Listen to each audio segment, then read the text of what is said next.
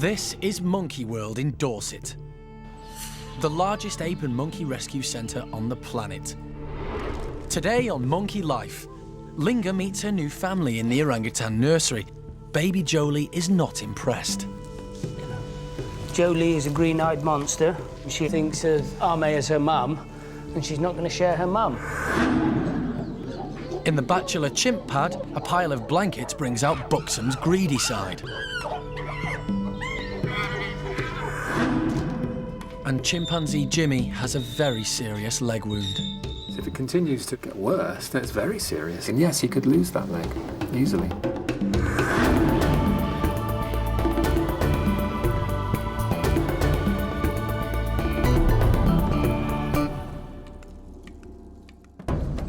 Monkey World is home to over 160 primates, and the staff work hard at keeping them occupied and entertained.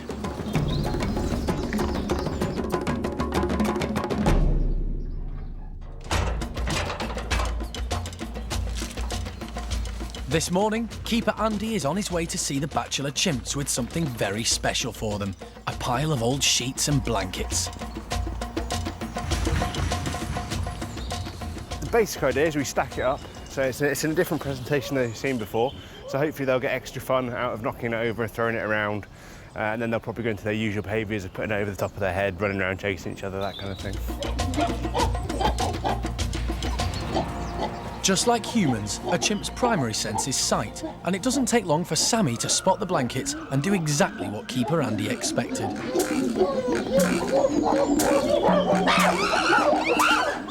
And as the other chimps cotton on, it becomes clear that there are an awful lot of things you can do with a blanket.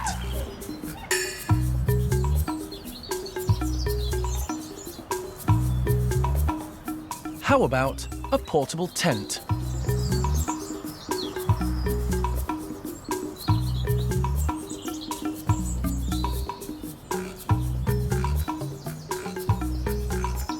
Or you could just pick out your favourite colour. Or how about breakfast in bed?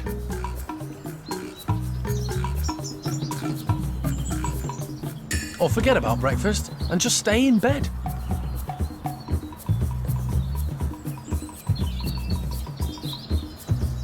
But Rocky's not fooled. He knows how things work here at the park. The keepers have definitely hidden some treats amongst these sheets, haven't they? With the high-ranking chimps distracted, the low-rankers get a chance to eat breakfast in peace.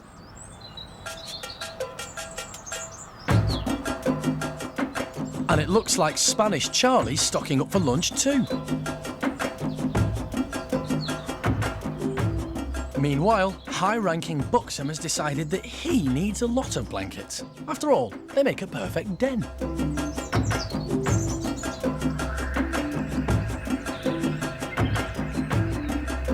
Buxom's den is important to him, and he needs just one more blanket. Sammy's will do.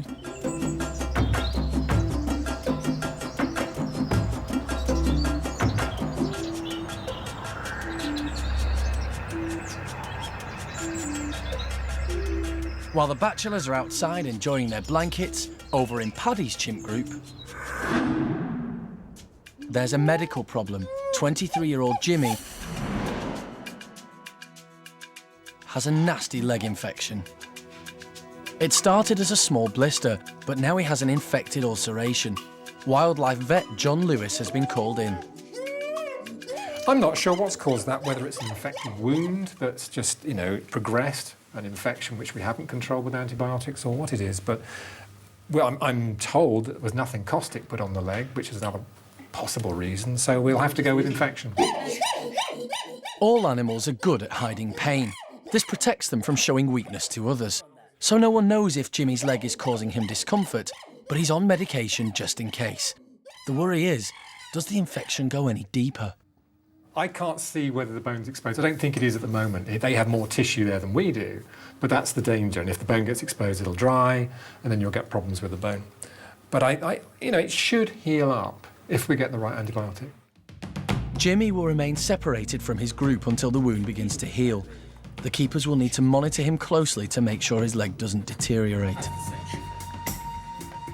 But later, Jimmy shows he's less than a perfect patient. Don't interfere with that wound, leave the dressing alone. Well, you can say that until you're blue in the face to him, he's going to mess with it. And John's expertise is needed in another chimp group. It's just a routine procedure, but there's a complication. One of the animals might just be pregnant.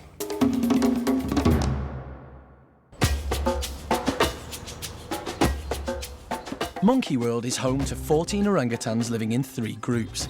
This morning, big male Tuan and his ladies are getting a surprise. Sugarcane. Sugarcane isn't a native food for orangutans, so they're not sure what to make of the big sticks hanging around their enclosure. Lucky is the first to investigate.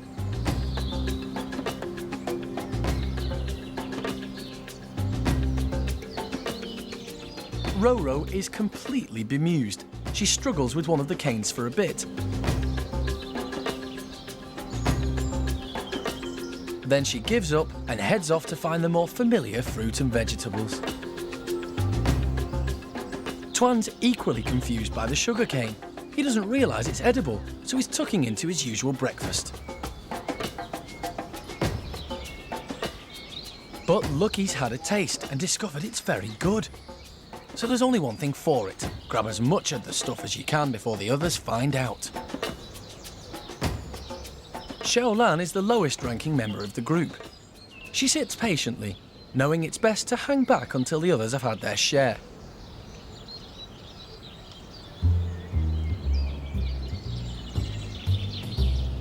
Tuan's finally realised how delicious the sugarcane is.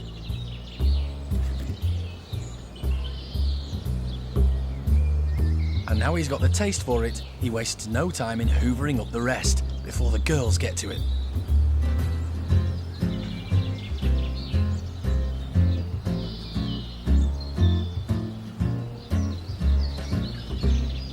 With the rest of the group occupied, Xiaolan spots her chance and grabs a chunk, heading up high to enjoy it in peace. And she discovers it's been well worth waiting for. These orangs aren't the only ones getting sugarcane today. Will Gordon and his gang work out how tasty they are quicker than Tuan's group?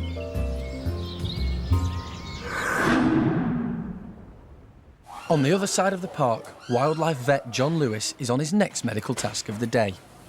2 of the female chimps here have contraceptive implants under the skin. They're little rods that give off the same kind of chemicals as you get from the contraceptive pill. And they last a couple of years. We're at the end of those 2 years. So we have to take out the old ones and put in the new ones. All the adult females here are on contraception, as Monkey World usually operates a non-breeding policy to make room for other rescued primates. The park has found the contraceptive pill to be the most effective method. But Jess and Evelyn don't always take theirs, so they have to have contraceptive implants. These have proved to be very effective. The chimps have to be anaesthetised for the implants to be put in place, but they only have to go through this procedure every 2 years. Jess is the first to be anaesthetised. John is joined by Monkey World's vet, Femke. Oh, I feel something here. You got it. Human females have only 1 implant put in at a time, but the park chooses 2 implants for the chimps. 1 implant would stop pregnancy, and that's fine. But if you use a higher dose by using 2 rods, then you also suppress cycling. In other words, the animal doesn't go through an estrus period, which means you don't get males fighting over an estrus female, which means you have more group harmony. And if that's what we want, and in this case we did, we use 2. But it doesn't have any greater side effects, doesn't seem to, but achieves a little bit more of what we need. That's 1. Good. The implant is some kind of semi-permeable plastic which allows the drug contained inside it to leach out slowly over a long period of time. As I say, we put 2 in a chimp, but I think 1 is the normal human dose. As you see, it's very small and it's very inert. In other words, it doesn't cause a great reaction in the body. So once the hole you've made in the skin has settled down, it doesn't irritate them. Jess's implants are removed and replaced easily. But it might be a different story for Evelyn. Mysteriously, she's been putting on a lot of weight. There's one complication. One of the animals might just be pregnant. So that means either a failure of the contraceptive or she's managed to get it out without us noticing.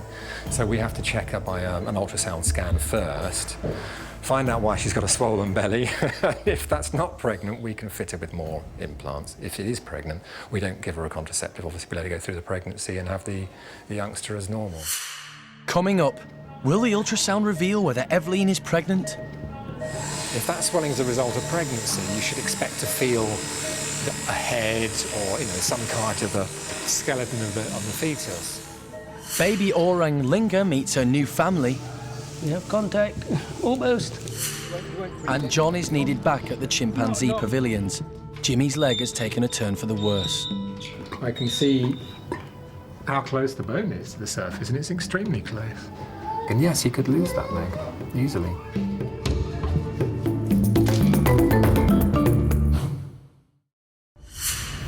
At Monkey World in Dorset, the medical team has anaesthetised female chimpanzee Evelyn. They need to replace her contraceptive implant, but recently she's gained weight, so first they need to check whether she's pregnant.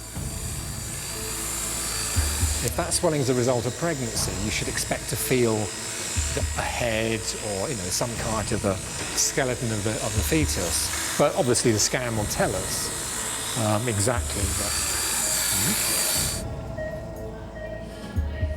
Ultrasonographer David Harding can't find a fetus yet. What we're actually getting is these multiple rings pretty much throughout the abdomen, which maybe there's quite a lot of gas in there, but also it's suggesting there's quite a lot of fat in there. The ultrasound has shown Evelyn's large stomach is actually due to an over-enthusiastic appetite, and not a pregnancy. This gives animal manager Jeremy food for thought. There's 18 chimps in this group, so to put in enough food for 18 chimps, people at the bottom end of the ladder are not going to get anything. They're just not going to get anything to eat. So you have to overfeed them just to make sure everybody gets some. But then, if an animal's really obese, you've got various ways of sorting that depending on how bad the situation is. I mean, if it's a really, really bad situation, we could isolate her at food time and give her nice but non-fattening things. But I don't think the situation's that bad here. She's just got a bit of a belly. I mean, she's not obese, she's just a bit porky. And really a bit of extra blubber isn't exactly the end of the world. I mean, I'd get away with it, so, maybe she can. Now the team knows Evelyn isn't pregnant, they can go ahead and put in the new contraceptive implants. Later, baby orang Linga has a difficult meeting with one of her new roommates. Jolie thinks of Ame as her mum, and she's not going to share her mum. And vet John's work continues. Is chimpanzee Jimmy causing himself irreparable damage? I can't see how I can repair that surgically. There isn't enough tissue to close the defect.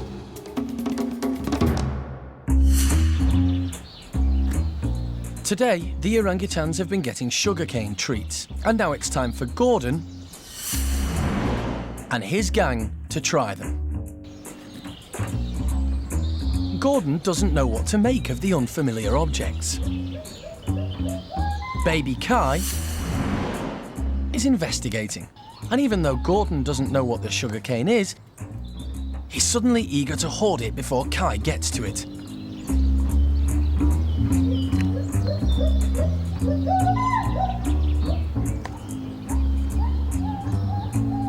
But Kai's decided that this is not food as he knows it. So he heads off, with a helping hand from Amy.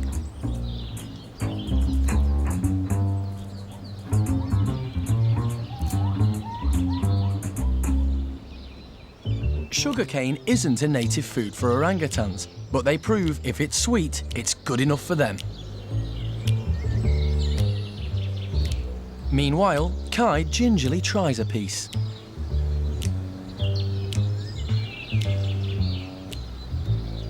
And as soon as the sweet flavours hit his taste buds, he can't get it in quick enough.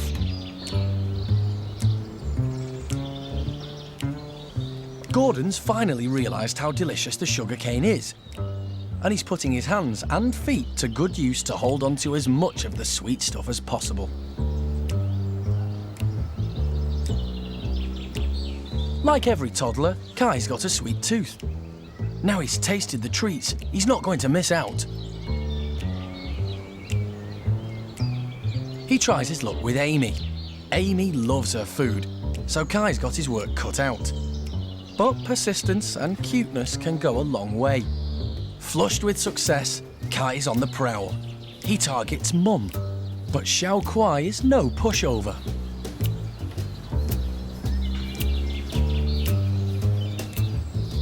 Kai may be cute, but she's holding tightly to her stash. So Kai's relying on persistence. Extreme persistence, and Mum just doesn't stand a chance. Just like in the wild, it's Xiao Kuai's role as Mum to teach her youngster what to eat and how to find it. And Kai's proving to be a fast learner. He even knows the most comfortable spot for lunch.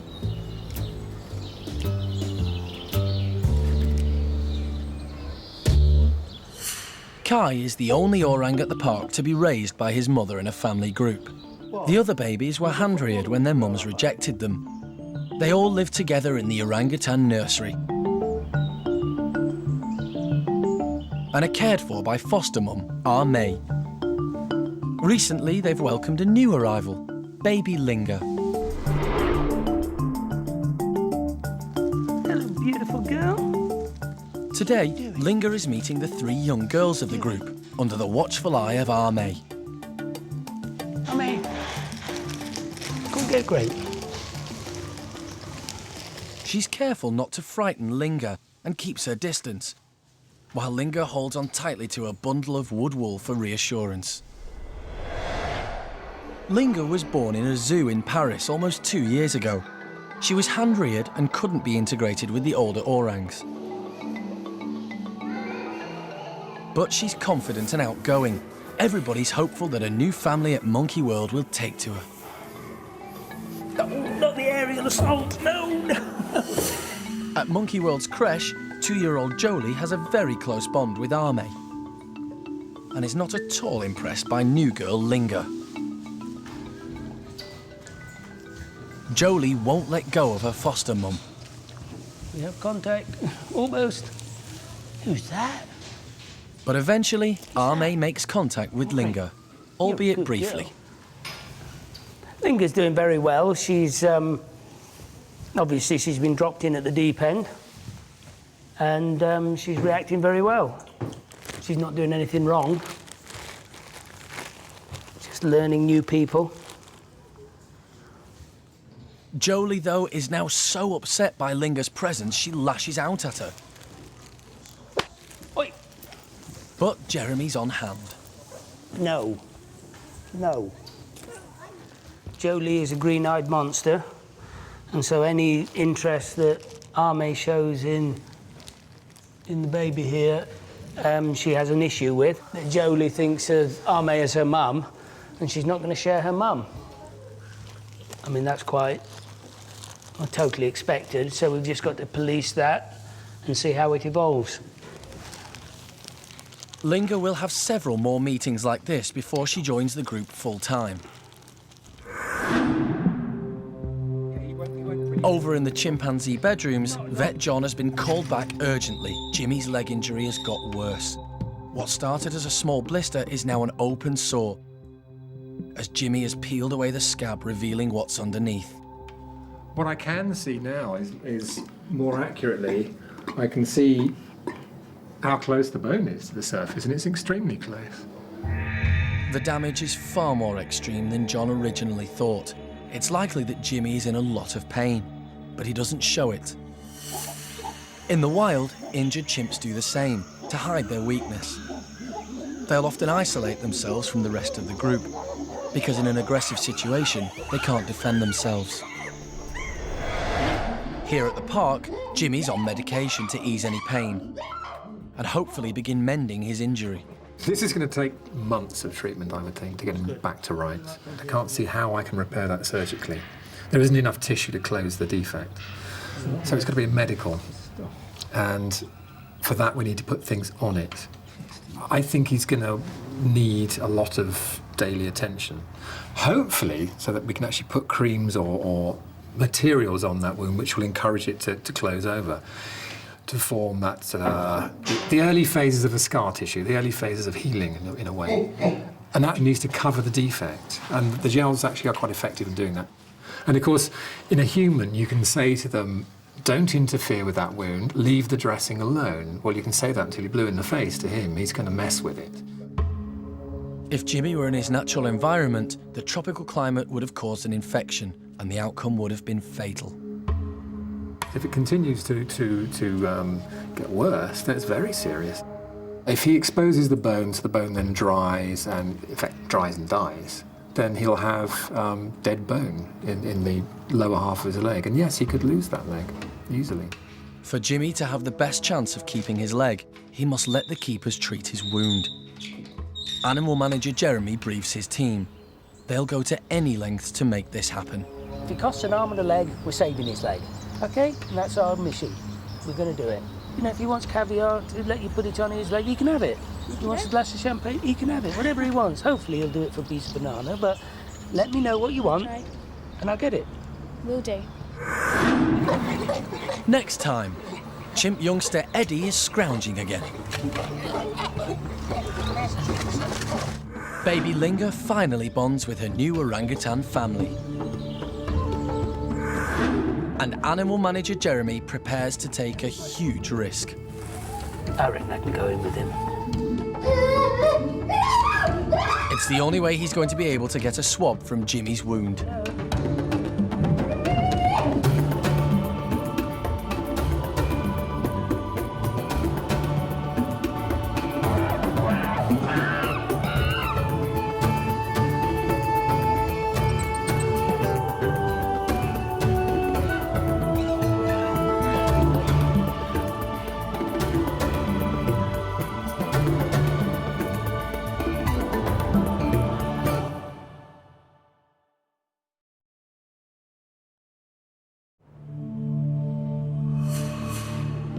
This is Monkey World in Dorset, the largest ape and monkey rescue centre on the planet.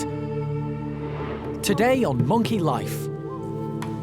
Tough love. Chimpanzee Brian learns a painful lesson when he goes outside for the first time. Lee, we take it off. Obviously, he's got to learn the electric fence. Touch that again, will you? Will woolly monkey Julio be brave enough to take his first steps outdoors? And in Paddy's chimp group, Lee gets hands-on with Susie. Could she be pregnant for the second time? Fingers crossed, we're not wrong.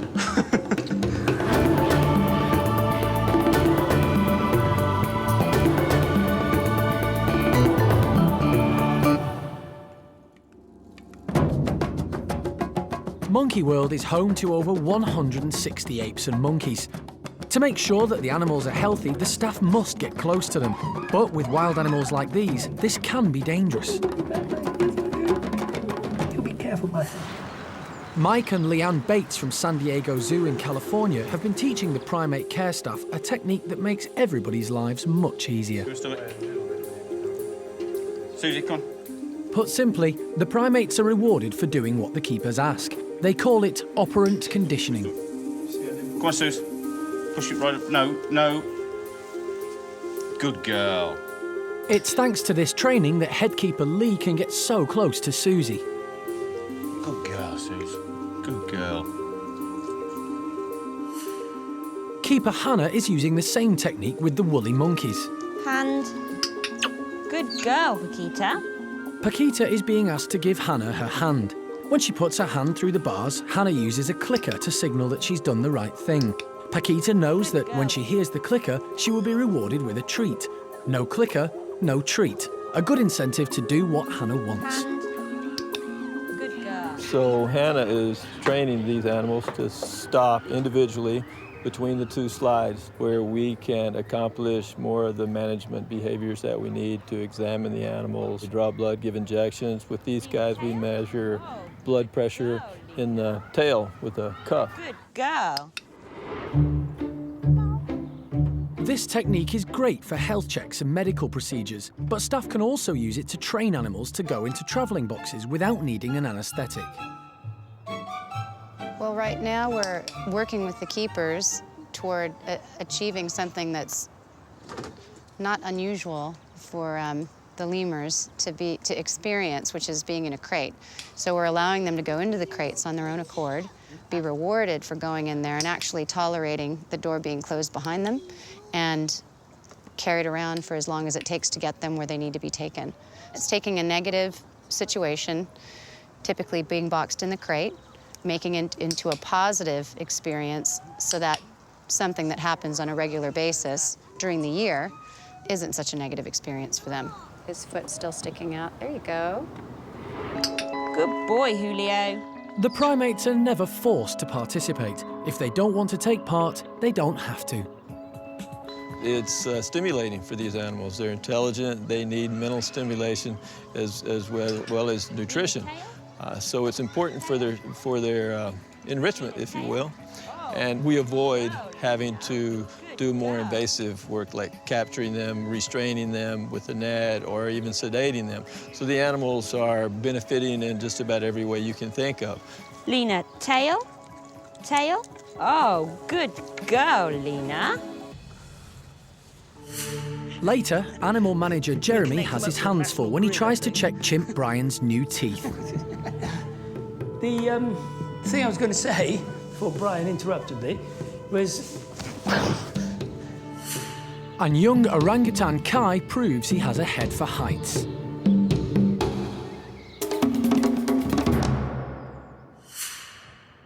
Over in Paddy's chimp group, it's time for their treat of the day, Kongs. Kongs are dog toys filled with hidden treats. These have been stuffed with carrots, apples and parsnips. It's going to be a challenge for the chimps to get the food out of the Kongs. As usual, Boss Paddy has grabbed as many as he can. Now all he's got to do is work out how he can get to the tasty bits. And Paddy's not too smart. Maybe he should take some tips from clever Gamba. He's making the perfect sized tool to get to the food.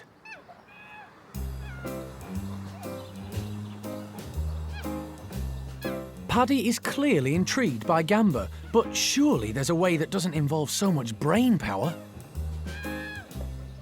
Meanwhile, baby of the bunch, Eddie, is up to her usual tricks, scrounging.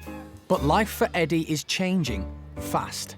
She's growing up, and she's not finding it so easy to get her own way anymore. Beth doesn't want to share, and Eddie's pouting lips mean she's on the verge of a temper tantrum.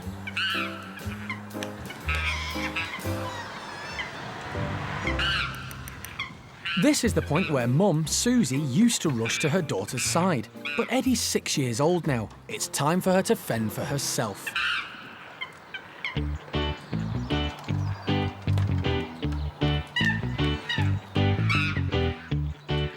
Sure enough, Eddie blows her top, and Beth just lets her get on with it. She's still not going to give in.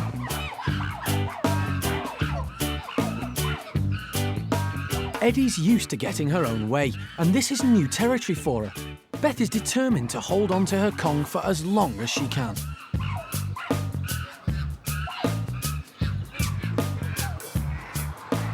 Which is just about the time it takes for Mum Susie to show up. She doesn't get involved, but her presence and Eddie's persistence is at last enough to let Eddie get her own way.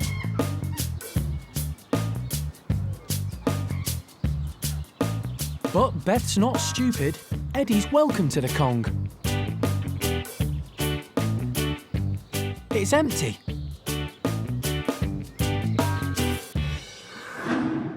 Meanwhile, inside the chimp enclosure, headkeeper Lee is using the clicker technique to work with some of the chimps. Good girl. Give me this hand. Thank you very much. Good girl. The primate care staff practice this technique on a daily basis, and today Lee is using it to feel Susie's stomach. He thinks she's pregnant. What we've noticed is obviously Susie's got a lot larger. Her belly's got bigger. And actual nipples have actually changed size again and are becoming more elongated and larger, which is also another sign. And obviously what you need to do is put one hand one side and actually push. And what you're looking for is that generally if there is a baby there, you'll push, and you can only push so far because it'll go hard. And that's what we're actually feeling at the moment. So fingers crossed, we're not wrong. In the past, the primate care staff used to use human pregnancy tests, but getting a chimp to pee on cue isn't easy. Hey, Kathy, think dripping taps and cold mountain streams and big waterfalls. Introducing the clicker training has made things much easier, and it means Lee can keep a very close eye on Susie. Without the operant conditioning, we would not have this opportunity to, to check her every day, and we would just have to hope everything was going okay and hope that, yes, she isn't, or no, she isn't pregnant, so. If Susie is pregnant, this'll be her second baby. Her firstborn, Eddie, is now 6 years old and not a baby anymore. It'll be interesting to see how she copes with a new brother or sister. That's going to be one thing, we're all going to learn here at the park, is how is Eddie going to react when Mum gives birth to another baby? So it's going to be a learning curve for her, as well as Mum, because Mum's going to have to now put a bit of pressure on Eddie to actually say, well, no, you're not the main focus here anymore.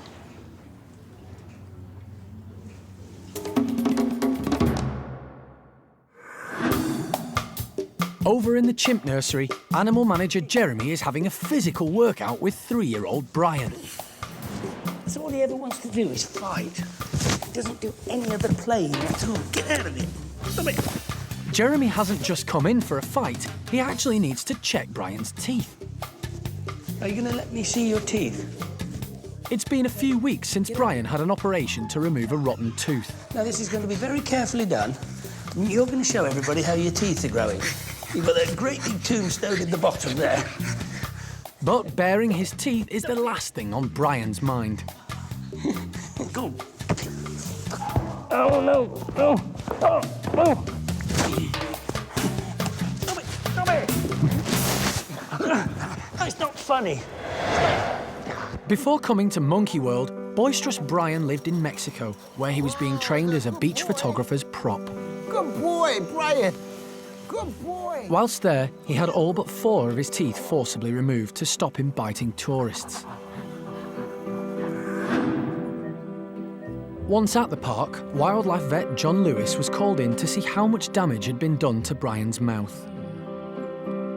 He discovered a rotten permanent tooth, which had to be removed, and he was worried that more of his adult teeth would be damaged. Luckily, this doesn't seem to be the case.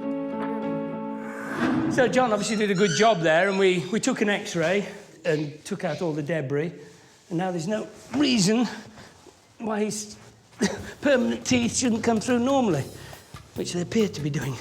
And I'm just defending myself from them as we speak. Brian is the perfect example of why chimps do not make good pets and need to be with their own kind, where rough and tumble is all part of life. At 3 years old, he already has the strength of the average adult human male, and he's definitely putting Jeremy through his paces. Can I come out now? I've had enough. Round 1 to Brian. But coming up, Brian's not so cocky when he heads outdoors for the first time. Oh, without getting too much on, yes, I love you too. And is woolly monkey Julio brave enough to take his first steps outside?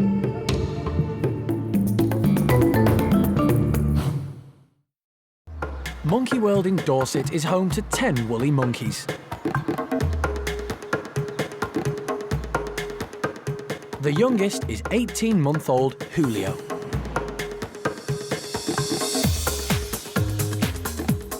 He's been living with his woolly family for more than 6 months now and is comfortable with his inside space.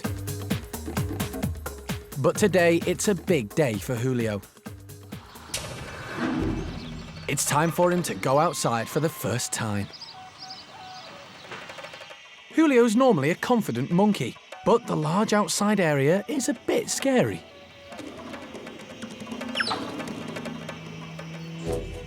The animals at Monkey World are allowed to develop at their own pace, so if Julio isn't quite brave enough right now, there's no rush.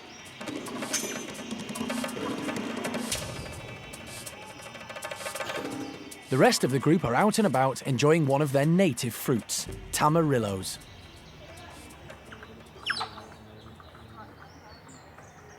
Woolly monkeys have very particular nutritional needs, and tamarillos are perfect for them as they're low in sugar and help boost their immune system.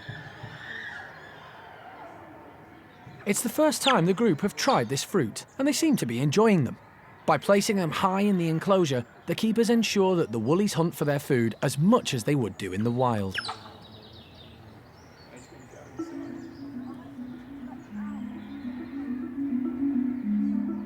Woolly monkeys have a prehensile tail, which acts as a fifth limb. It's adapted for seizing and grasping, and it's strong enough to hold their entire body weight. Julio's still wary of the large outside space, but the hanging fruit is tempting him.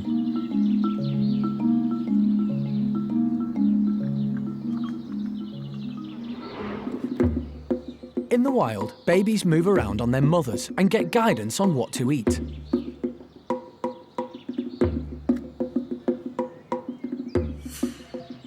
But as Julio was hand-reared, he has to learn for himself.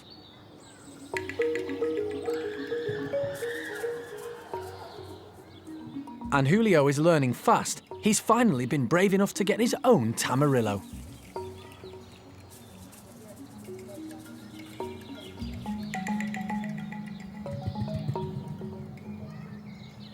But he's not quite brave enough to eat it outside, so he heads back to the safety of his indoor enclosure. The outside encounter may have been brief, but it's a massive step forward for him. And it's not just Julio whose development is progressing. Next door in the chimp nursery, 3-year-old Brian is about to have his first outdoor experience. I am getting too old for all this, you know. It's official. Brian really needs somewhere to burn off his excess energy, and the outside area of the chimp nursery is the perfect space, with a helping hand from animal manager Jeremy. Hello, young man. Come on. Who's that? Shall we have a look round? What do you reckon? There's Andy. You know Sal. There's Lulu. Brian's definitely lacking in confidence when it comes to being outdoors. It's a big thing for him to take in. To help Brian feel more comfortable, only dominant female Sally and Lulu are outside. This is much better because it's controlled. You see, now he can have a look round in a nice, comfortable situation. And, you know, he can get an idea of everything. Right, you know, he's obviously calmer while I'm holding him. So he can get an idea of the whole situation without getting too worried. Oh, yes, I love you too. He's a good boy. Here you go, Sal. Sal, look, he wants to say hi. Hello. There you go. I'm with you. Yeah, don't worry, this is good. This is good. Because he's nervous, and that's good because then he isn't going to get independent. There you go, Lulu. Hello, sweetheart. There, you can touch her. You can touch. Brian is just starting to explore his surroundings. This is not good. But later, the 3-year-old learns a harsh but important lesson when he encounters the electric fence. Lee, we turn it off. Luckily, dominant female Sally is on hand to comfort him.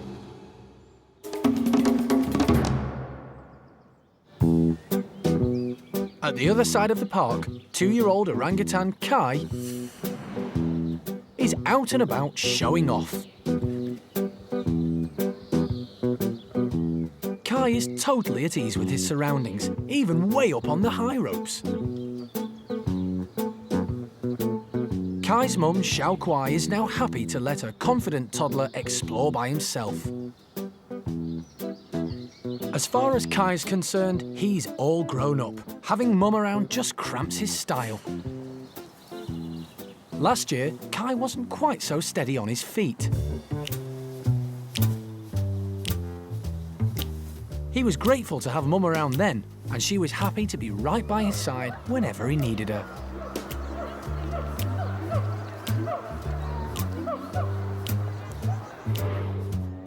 But that was then, and this is now.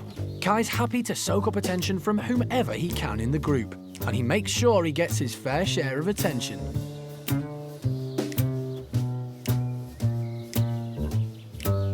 Luckily for Kai, it seems he's just too cute to resist. And his sweet nature actually gives the older females in the group a vital lesson. Orangutans don't always appear to have natural mothering instincts. They learn how to be good mothers from their own mothers. Xiao Lan and the other rescued female orangs were stolen from their mums at a young age, so nobody knows if they'll look after their own babies. Maybe Kai will give them the practice they need.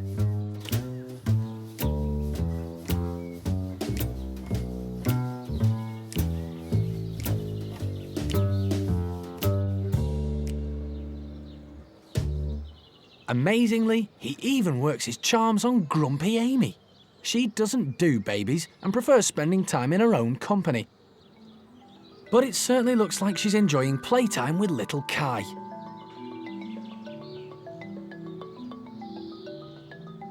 But Kai's a typical kid, and it's not long before he gets bored of playing. Exploring is much more fun.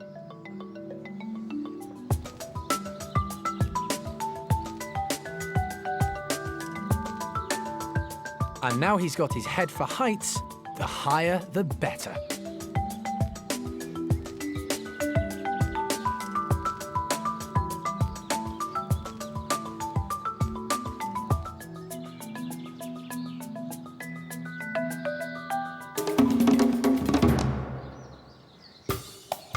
Back in the chimp nursery, Brian is beginning to feel more comfortable with the outside space.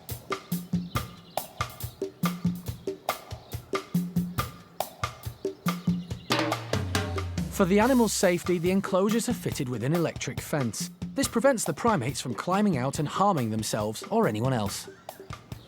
I'm just testing the fence here.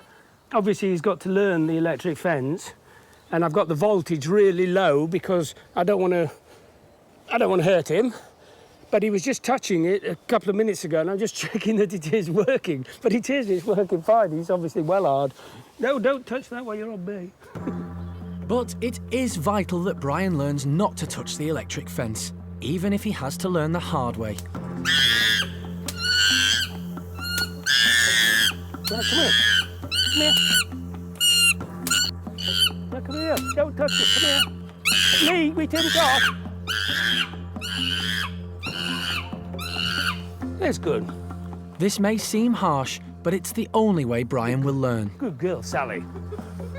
Come here. Come on. Good boy. There we go. He's learnt now. Touch that again, will you?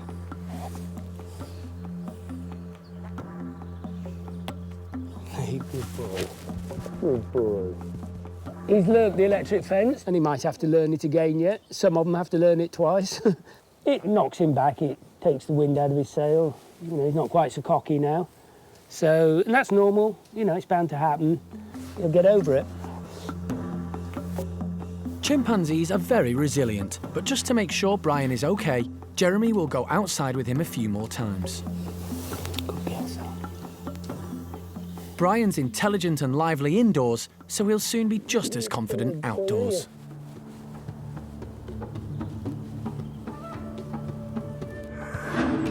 Next time, baby orangutan Dinda gets to grips with her outside enclosure. Good girl. While stump-tailed macaque Coco has difficulty with hers. And woolly monkey Kuna has her second baby. But a tough decision has to be made.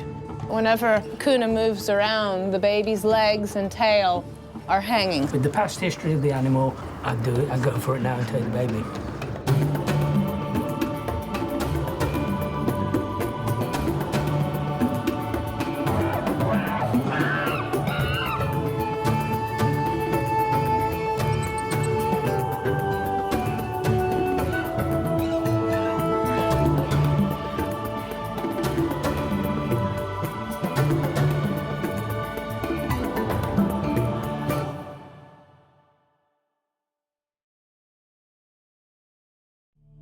This is Monkey World in Dorset, the largest ape and monkey rescue centre on the planet.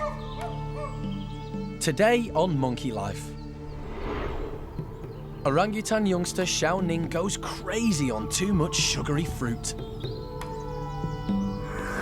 But little chimp Eddie will be lucky if she gets her hands on any treats at all. And animal manager Jeremy prepares to take a huge risk to help adult male chimpanzee Jimmy. I reckon I can go in with him.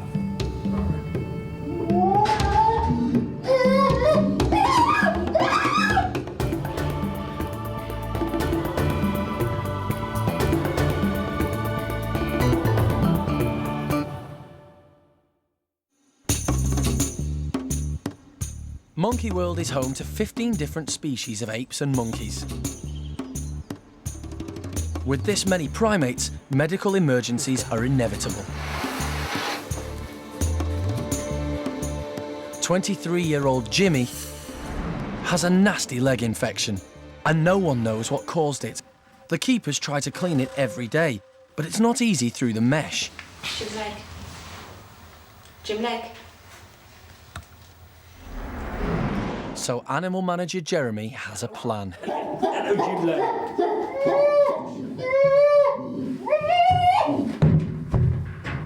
Yeah, what I'm trying to do is to try and, move on so that he'll let me have his leg so I can bathe it better than, than through the mesh.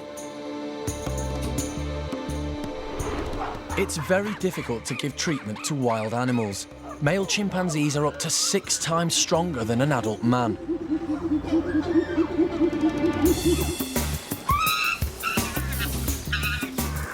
Jimmy could cause Jeremy serious harm. The door has been opened just a few inches, enough for Jeremy and Jimmy to make physical contact. But the staff are on standby as Jimmy could decide to push the door open further and the situation could become very dangerous. See your leg? Give me your leg. No, that's your good arm. I want your bad leg. I want your bad leg. Yes, I do. Jimmy and Jeremy need to earn each other's trust, and grooming is the perfect way to do this. If I let him groom me, then ideally he'll let me groom him. And if I can do everything so it isn't hurting him, then that's a good way of getting access to his leg so that I can actually put stuff on it. All animals are good at hiding pain. This protects them from showing weakness to others, so no one knows how much pain Jimmy might be in. His medication will help any discomfort, but if the wound itself doesn't begin to heal, the exposed bone will dry and he could lose his leg. Jeremy and the staff are doing everything they can to help.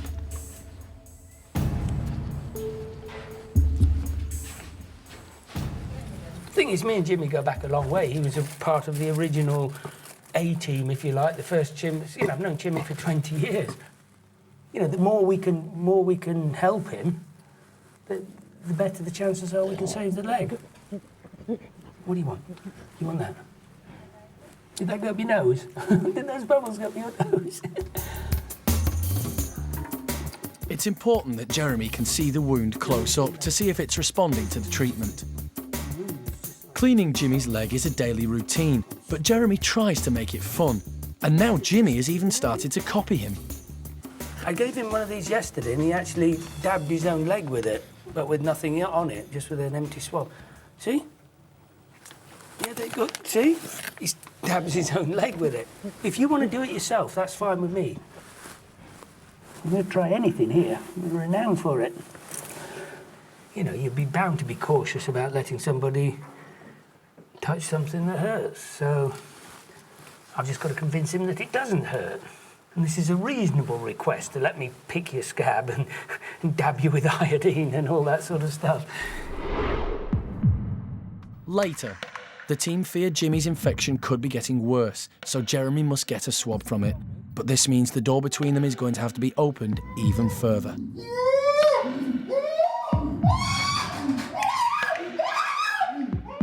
He knows I want that swab, so he's not playing. And in the Orang nursery, Xiaoning shows she's boss when it comes to getting hold of the treats.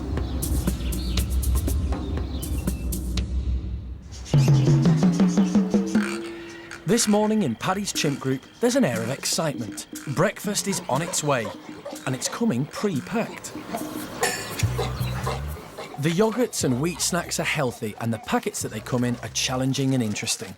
This breakfast is a special treat, and Paddy knows it.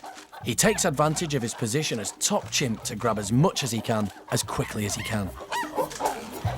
Chimpanzees live in a strict hierarchy.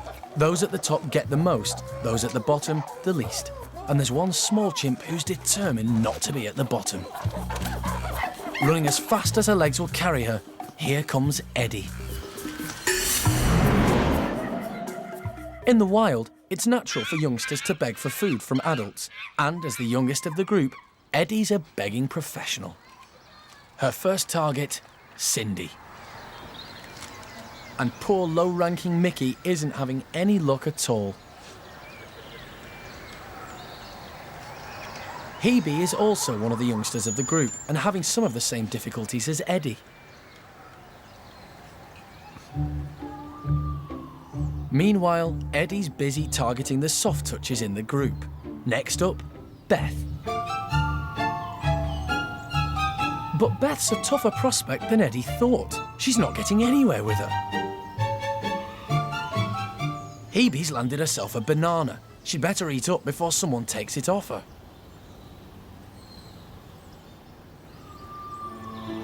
Eddie's struck out twice, and she's not used to failure. It's time to get serious, so she targets Zoe. And the tactic pays off.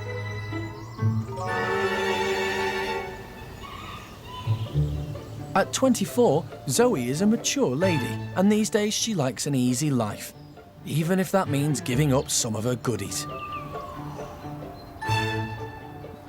Eddie's no fool. If no one else is falling for her techniques, she can always rely on Zoe. And now she's struck lucky, she's not about to share with anybody.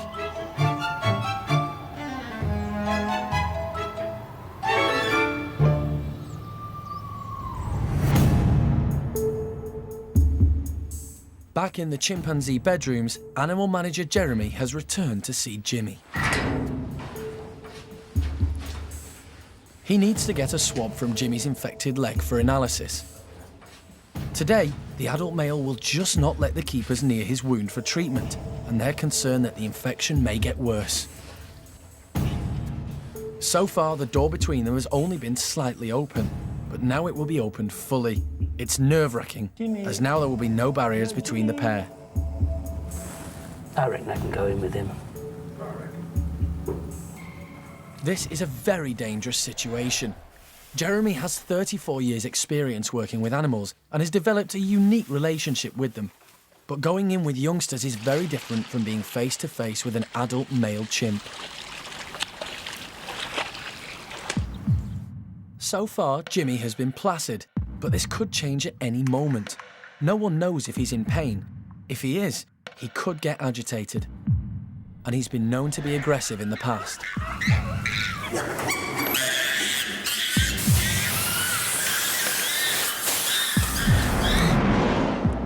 But as there's still a chance that he could lose his leg, Jeremy will do all he can to help. And to do that, he has to get closer. Armed with goodies, Jeremy's confident that opening the door fully is the right thing to do. You're not having all, no, you're not having all of it. No. Right, open it all the way. But it's been a long time since the two have been in together, and Jeremy is nervous. We've got banana. There's a banana. How's your leg? Eh? Come on. Now, I have not been in with him for probably 17 years or so. So, but, you know, this isn't... I just haven't opened the door and walked in. This is something I've been building up to for I have. Look, I know what I'm talking about. Oh, you're not going to hurt me, are you? No, because we're mates, aren't we? Are we mates? Yes, you're supposed to say... You didn't do the right thing then, did you? No, don't put my hand in your mouth. I don't play that game. No, this is all mine. This is all my stuff in here. You're not having any. No, it's all mine. It's all mine. Although Jeremy isn't completely inside the room, standing in the doorway is every bit as dangerous. But he stays focused on getting the swab he needs.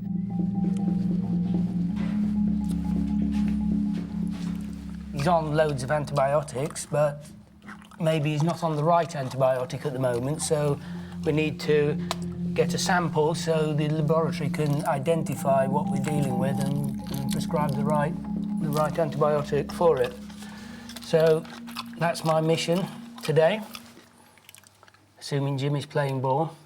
He's getting a little bit, so, I mean, he doesn't want people messing with his leg, obviously, but he's getting a little bit more, even more sensitive. No, excuse me, you're going back in there. No, you're not coming in here.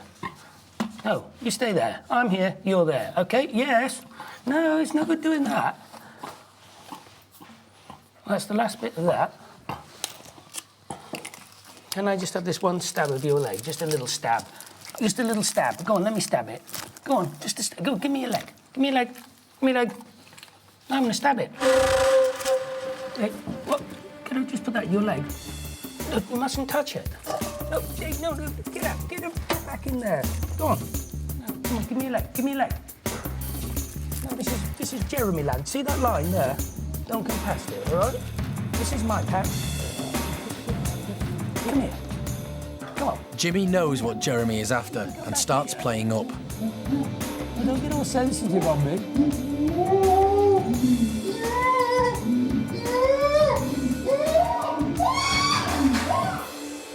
He knows I want that swab, so he's not playing. Later, Yes. Hello. will Jeremy get the swab he needs from Jimmy's leg?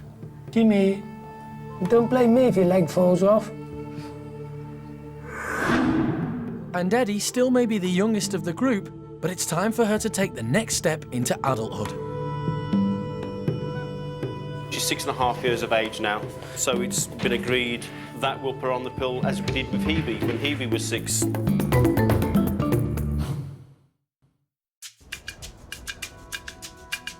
At Monkey World in Dorset, animal manager Jeremy is on a mission to get a swab from chimpanzee Jimmy. Go on, let me stab it. Go on, just a stab. Go, give me your leg. Give me your leg. Give me your leg. Jimmy has an ulcerated leg wound and doesn't want anyone touching it. He's on medication, but the infection could be growing. The team need a swab to find out. He knows I want that swab, so he's not playing. Jimmy. The adult male was happy to hang out with Jeremy by the doorway, but now he's moved into another room. Jimmy. And not even treats are tempting him back in. What's this? This? Hello? You tart. Come over here. Jimmy. I can see you. I'll do a little pyramid with them. Jimmy. I'm looking. Don't blame me if your leg falls off. I'm trying to help. Frustrated, Jeremy opts for a bit of chimp speak.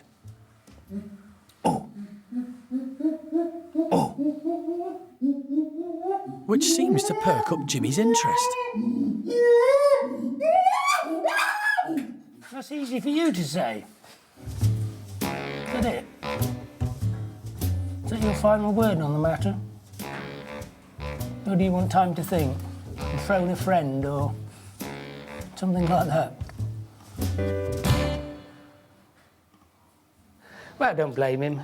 You know, a nasty wound like that, somebody jabbing a swab into it isn't very pleasant, is it?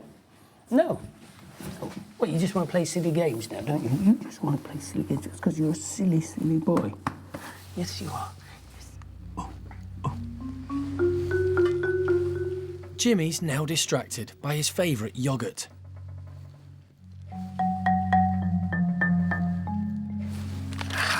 God, I'm good. It's all a learning curve. I mean, he was as nervous as I was to start with, but now it's... we're getting more relaxed together, but equally I mustn't let him be in charge. Otherwise it's, you know, you mustn't let it get too familiar. Otherwise it'll end in tears, and they'll probably be mine. They'll definitely be mine. You want to play rough games, and then when it gets rough, you'll soon realise that I'm a little wimp. I'm not nearly as strong as you. You are ready to on that slide to close it quickly if needs be. Jeremy's mission has gone well, but a reminder of Jimmy's size and strength is never far away. I'm not going to be in here for much longer because you want to come through here now, don't you? And I don't want you through here with me. So if I give you that Coke in there and then Lee closes the door, then that'll be good. Won't it? No. There we go. Well, Lee, close the door. There you go.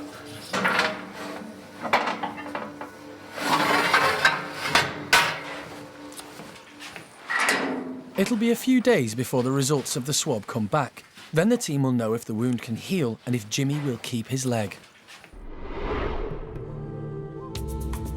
Later, there's planning to be done as young chimp Eddie fast approaches adulthood. What we don't want to happen is at her age, at such a young age, is have her get pregnant.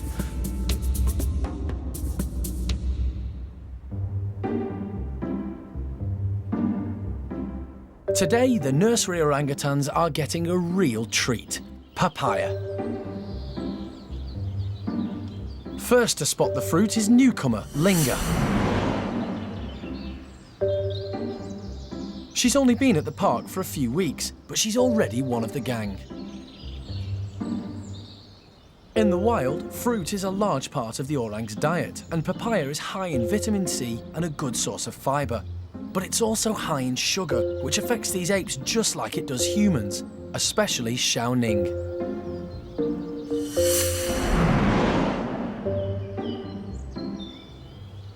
With fruit placed around the enclosure, all of the orangs should get a chance to try some, but the little ones are gonna have to be quick.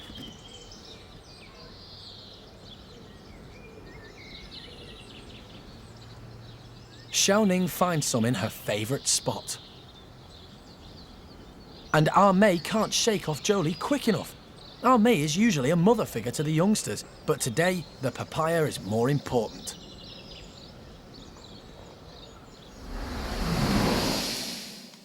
In the wild, fruiting trees bring mothers and their young together.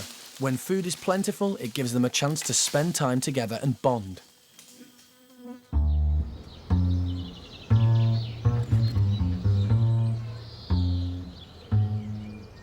But at the park, Xiaoning's not wasting any time with pleasantries. She's even prepared to swipe a piece off her sister, getting away with the big bit and leaving her sister with the rind. It looks like Xiaoning's experiencing the beginnings of a sugar rush as she heads off to find more. Aris, on the other hand, is totally stuffed. And Dinda, who's finally got a piece to herself, is feeling very content. It's time to relax with her new best friend, Linga. While Xiaoning acts as a reminder why too much sugar in the afternoon is not always a good thing for youngsters.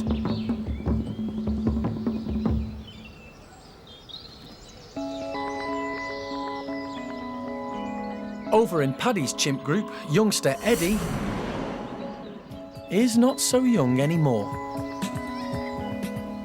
She's losing her baby status and the privileges that come with it, much to her annoyance. Her family is already starting to treat her more like an adult.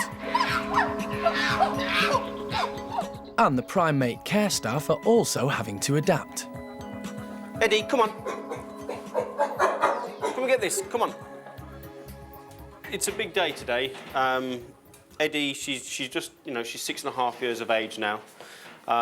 She started having small little swellings, so it's been agreed with the team leader, Alison, and the vet, that we'll put her on the pill as we did with Hebe when Hebe was 6. When a female is in season, the skin around her rump swells pink and acts as a visible signal to the male chimps that she's ready to mate.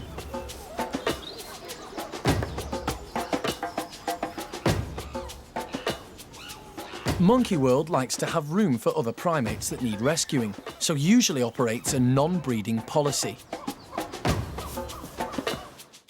So now they're going to have to exercise caution as Eddie is nearing the crucial age of reproduction. It's usually around about the age of 8 or 10, they can start to come into reproductives and start having babies. She's only 6.5. We've started the pill now because she's getting swellings, but what we don't want to happen is that, say, in another year's time when she's 7.5, where she could get pregnant, is at her age, at such a young age, is have her get pregnant.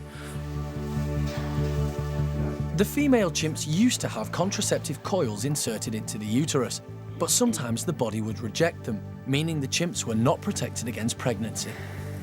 That's why, you know, little Eddie's here now, through mishaps on the contraception. So, Monkey World is now using the human contraceptive pill on chimpanzees. Because obviously there's no medical background on tests with chimpanzees, and so far it has proved to have worked really well. But just as with human females, taking the contraceptive pill is not always straightforward. If any of the females become ill and we need to treat with antibiotics, we need to keep a very close eye on those females because antibiotics can have a reverse effect on the contraceptive pill. Eddie will now take her pill every day at the same time with a drink of her favourite juice. Good girl.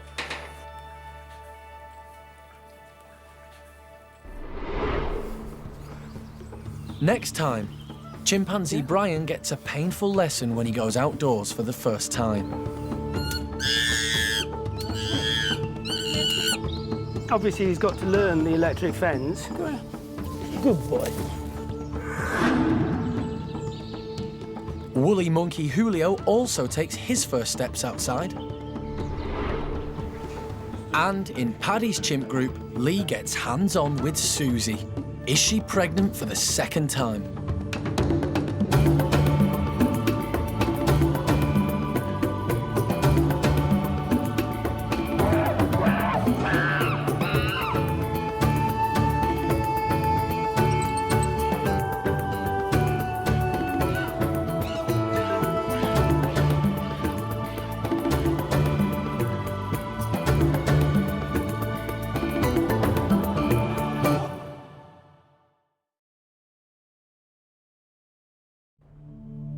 This is Monkey World in Dorset, the largest ape and monkey rescue centre on the planet. Today on Monkey Life. Little Linga's confidence deserts her as she takes her first steps on British soil. What we hadn't realised is that she's never actually walked on grass before. An operation on chimp Brian's teeth reveals the damage caused from his traumatic past life. This is more interesting than I thought. And stump-tailed macaque Coco gets a helping hand. Okay. Why walk when you can have a ride?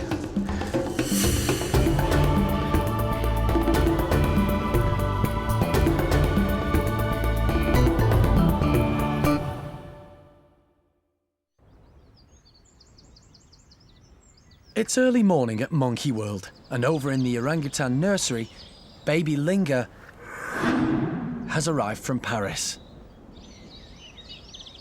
But she needs some encouragement from Alison to take her first steps outside. What we hadn't realised is that she's never actually walked on grass before. So this is all a bit of a new experience for her, and the first of many, I hazard to say. She's quite curious and gregarious, because as a complete stranger to her, I'm shocked that she's sort of so open and friendly and welcoming to me. So that's a good sign, you know, with everybody that she has to meet in the Orangutan Nursery in the coming days. It's going to be very good that she's gregarious. Linga might be confident with people, but she's not with the big wide world outside her travelling box. The team needs a plan. In Paris, Jeremy discovered something about Linga's character that may just help them. Very polite. She's obviously a professional eater. But we can use that to our advantage. And at the park, her appetite is indeed their bargaining tool. And she had another drink. And why settle for one grape when a whole bag is available? Oi, what are you doing? My bag. My bag. Linger is no fool. It's back to the safety of her travelling box. You didn't teach this thing some manners. No, I reckon she got that from you in the last 2 days. The little 2-year-old's love of food is more important to her than her fear of grass, and it's not long before she's following a grape trail around the enclosure. And now she's out, Alison's going to do her best to keep Linger out of the box. Yeah, I've sort of sat in the entrance to the box, so it isn't so easy for her. She can always push past, but it isn't quite so easy for her just to go strolling back in. And she's starting to mooch about and check things out.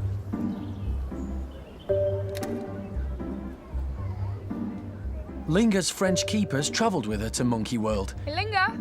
And they're really helping her settle down.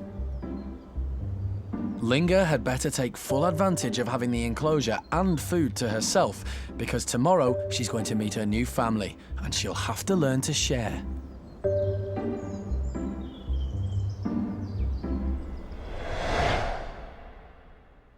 Over in the chimp nursery, Brian has been separated from the rest of the group. He's been at the park for a few weeks now. He's settling in well and loves putting animal manager Jeremy through his paces. Go on, leave me alone. No. Stop it. His greatest pleasure in life is to have a fight. So I go in there and say, hello, Brian, and yeah, we'll have a fight. OK, we've had a fight and you've had your laugh. Now, can we relax or what? No, we can't relax. We'll have another fight. No.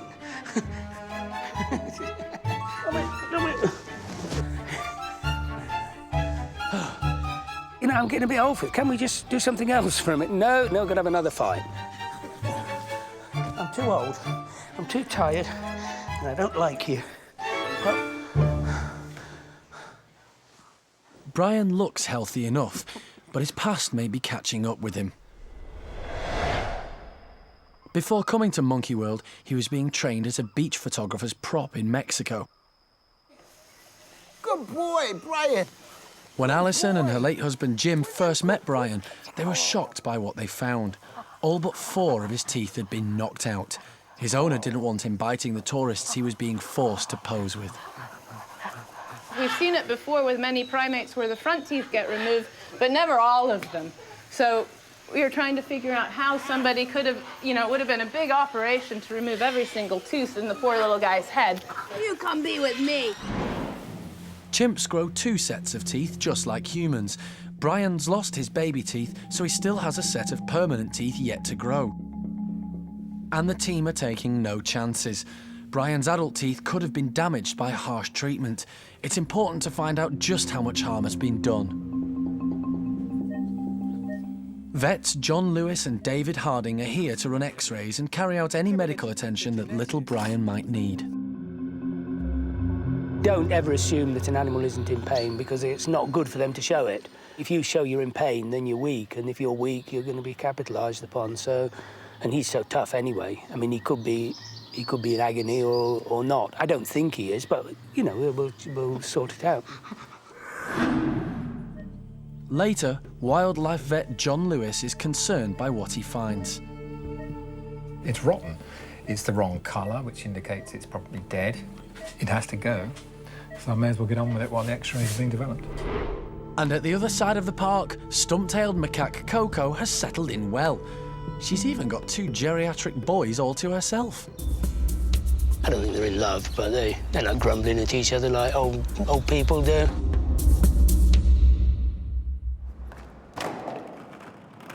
Inside the chimpanzee nursery, Monkey World's youngest chimps, Ash and Rodders, have been given toy balls to play with.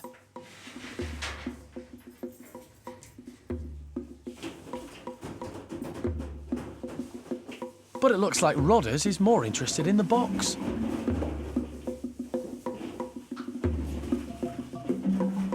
Playtime is just as vital for young chimps as it is for human kids. It allows them to learn, develop and find their own unique personalities.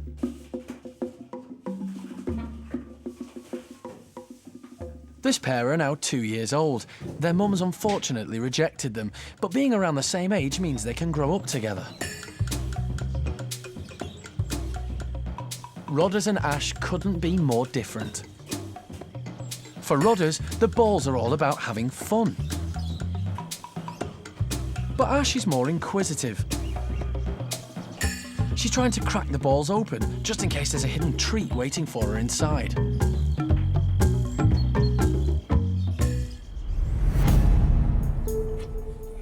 Back with Brian. He's safely under anaesthetic in the medical room and is being prepared for his x-rays. Wildlife vet John Lewis needs these so he can assess the damage caused to Brian's mouth from having his teeth knocked out. The x-rays have been taken, they now need to be developed, so we'll wait for them to be developed. And while we're waiting, we're going to have a look at the mouth, see if there's anything obvious I can just remove, like little tips of, you know, temporary teeth or whatever. So I can be doing that while the x-ray's being developed. When they come back, we can confirm that I'm taking out all I need to take out. So what actually has he got left in here? John immediately spots a problem with one of Brian's remaining teeth. That looks like dead old tooth to me. But the question is whether he's got roots up here, which the x-rays will help to tell us. Although chimpanzees are very good at masking pain, this tooth is likely to be causing him discomfort.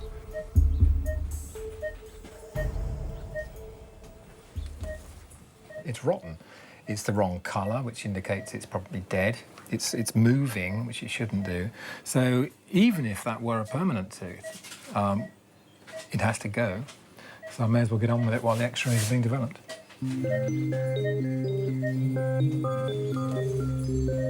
Just trying to see the extent of the rotten tooth. But I can feel another tooth behind it. Well, in fact, literally behind it.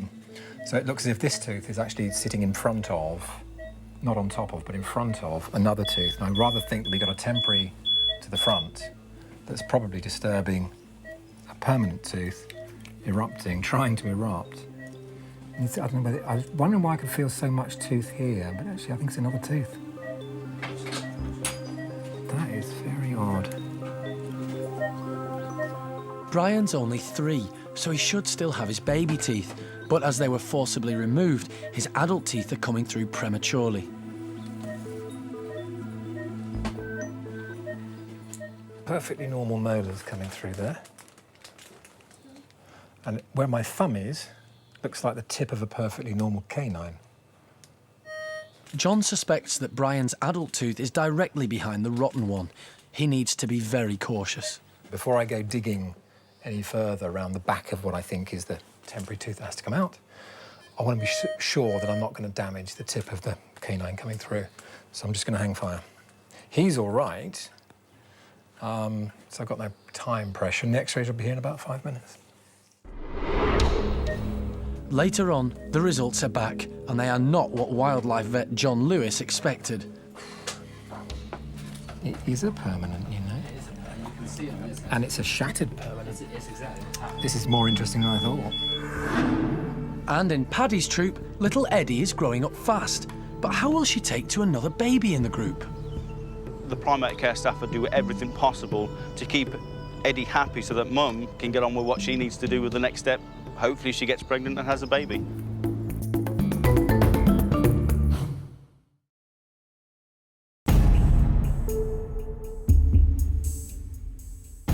At Monkey World in the medical room, wildlife vet John Lewis is assessing the damage caused to Chimp Brian's mouth. Before coming to the park, Brian was being trained as a beach photographer's prop and had his teeth forcibly removed. The x-rays are back.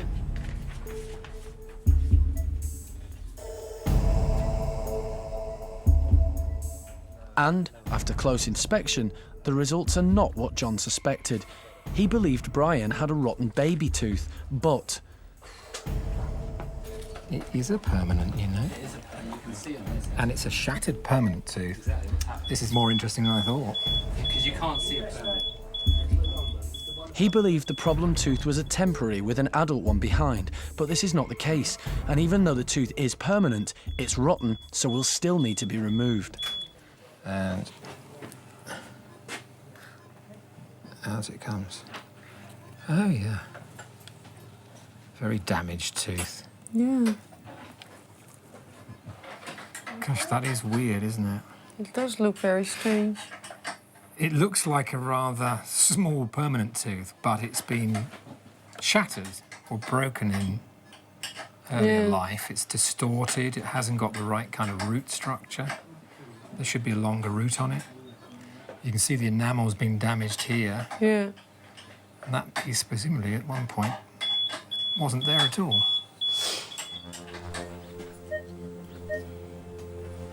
It's likely this tooth was shattered when Brian had his temporary teeth knocked out in Mexico.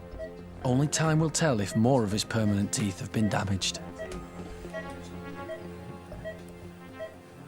Yeah, I'm happy we've taken out an abnormal broken tooth. Fine, so that problem is over. But I want the dentist to now look at the quality of the permanent teeth coming through and the number of permanent teeth coming through and so on. And then we can make a prediction, a more accurate prediction as to what will happen next. But I think he'll probably be okay now. So it's good. Brian won't need any stitches. This hole ought to heal within a week, and it shouldn't cause him any pain. He's going to feel a lot more comfortable after this operation.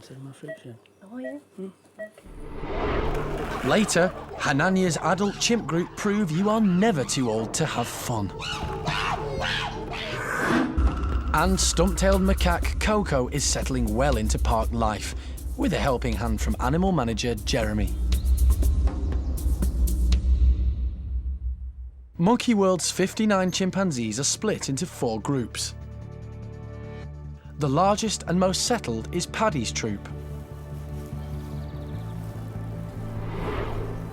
The birth of Eddie 5 years ago contributed greatly to the harmony of the group. She is the park's first chimp to grow up with her mum, Susie, and extended family. Little baby Eddie, she's grown up, tremendously within the group. It's brought the group together. And Eddie's now 5, and she's, virtually fully weaned. Since Eddie came along, the group calmed down so much more. It was amazing, It really brought the group so much closer together. So we've had a meeting, and it's been decided that we'll take Susie off the pill again and let Susie have another baby. This isn't the park's normal practice. The policy of Monkey World is, with the chimpanzees, there's a no breeding policy. The reason for that is the background that the chimps have come from, that don't have the natural instincts to actually rear youngsters of their own. But when Susie got pregnant and gave birth, we were all amazed and shocked. She held Eddie the right way, Eddie was suckling, everything we could have asked for, Susie did. So 5 years down the line, it's been decided, that we'll give Susie another opportunity to get pregnant again. But, we'll wait and see what happens. In the wild, chimpanzees give birth every 6 to 8 years, so the timing is right for Susie to have another baby. And it'll be interesting to see how her first daughter, Eddie, will react. Eddie, she's been spoiled rotten by the whole group, So we're all sort of thinking, well, is she going to be spoiled? Is she going to get upset? But the primate care staff will do everything possible to keep Eddie happy so that Mum can get on with what she needs to do with the next step. Hopefully she gets pregnant and has a baby. But, fingers crossed she'll be okay.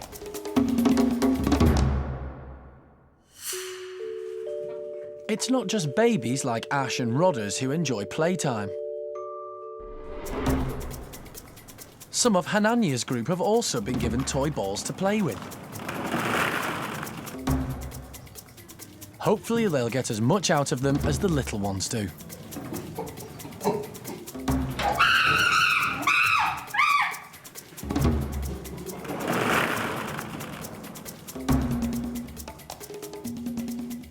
There's also a new face in the group. 8-year-old Johnny has recently moved in from the Chimp nursery. Johnny lived here for 5 years, and as she grew, so did her confidence. The Chimp nursery is used as a stepping stone for babies who are either rejected by their mums or arrive at the park at a young age. Sally is the park's designated chimp foster mum. She teaches all who pass through the nursery about chimp life, so it's easier for them when it's time to move on. And her perfect teaching skills have built up the young chimp's confidence to such an extent that, remarkably, Johnny's already beginning to show signs of dominance over some of Hanania's troop.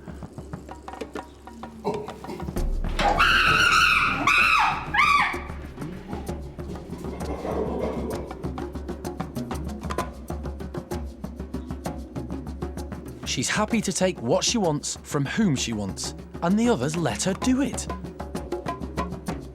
Johnny's confidence is a testament to the park's methods. Having chimps grow up with chimps is vital to their development.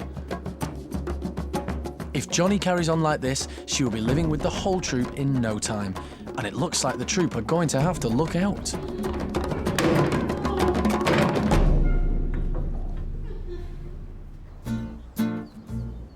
Monkey World is home to 11 stump-tailed macaques.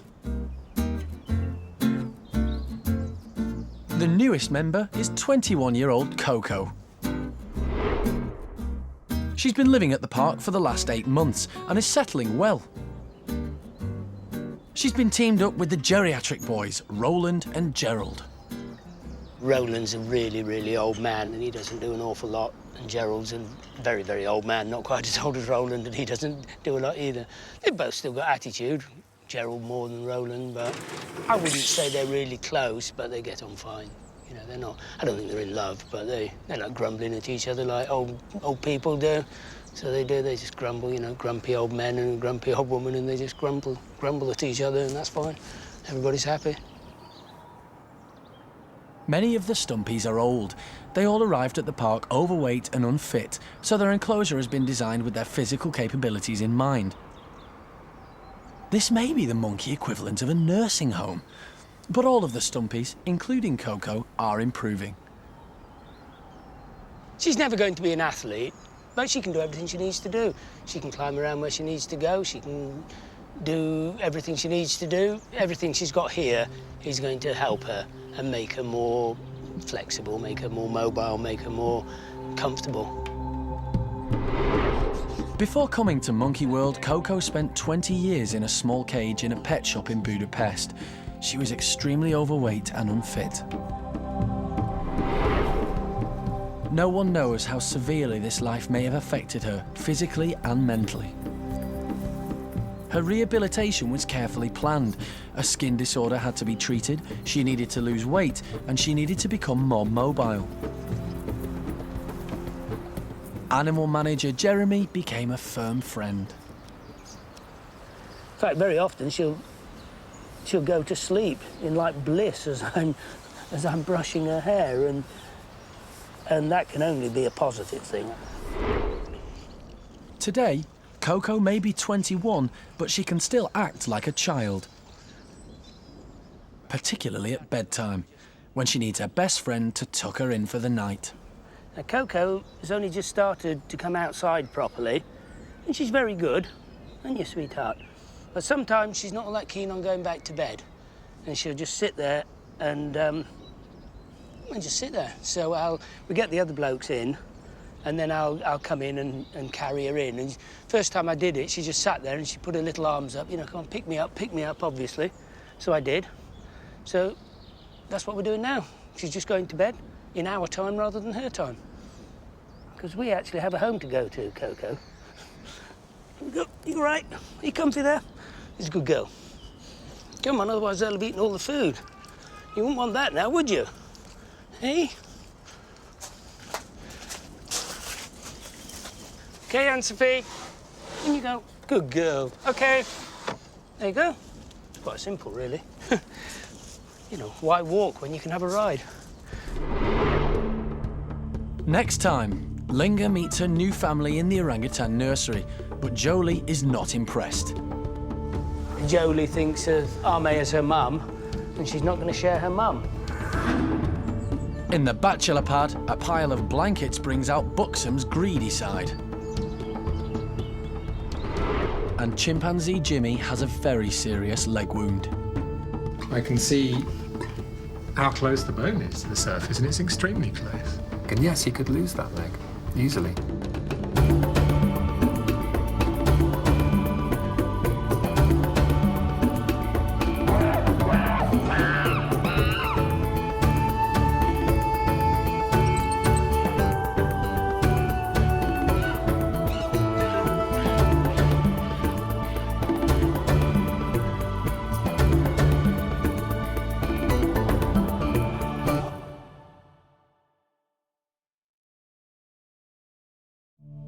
This is Monkey World in Dorset, the largest ape and monkey rescue centre on the planet. Today on Monkey Life. Nerves are running high in the chimp nursery as newcomer Brian is introduced to volatile Sheamus. Sheamus, behave yourself. It's either going to go amazingly well, or I imagine it'll end in tears. Dinda, the hand-reared baby orangutan, faces a big challenge. She's spending her first night in the Orang nursery. And orangutan Amy has a smashing time.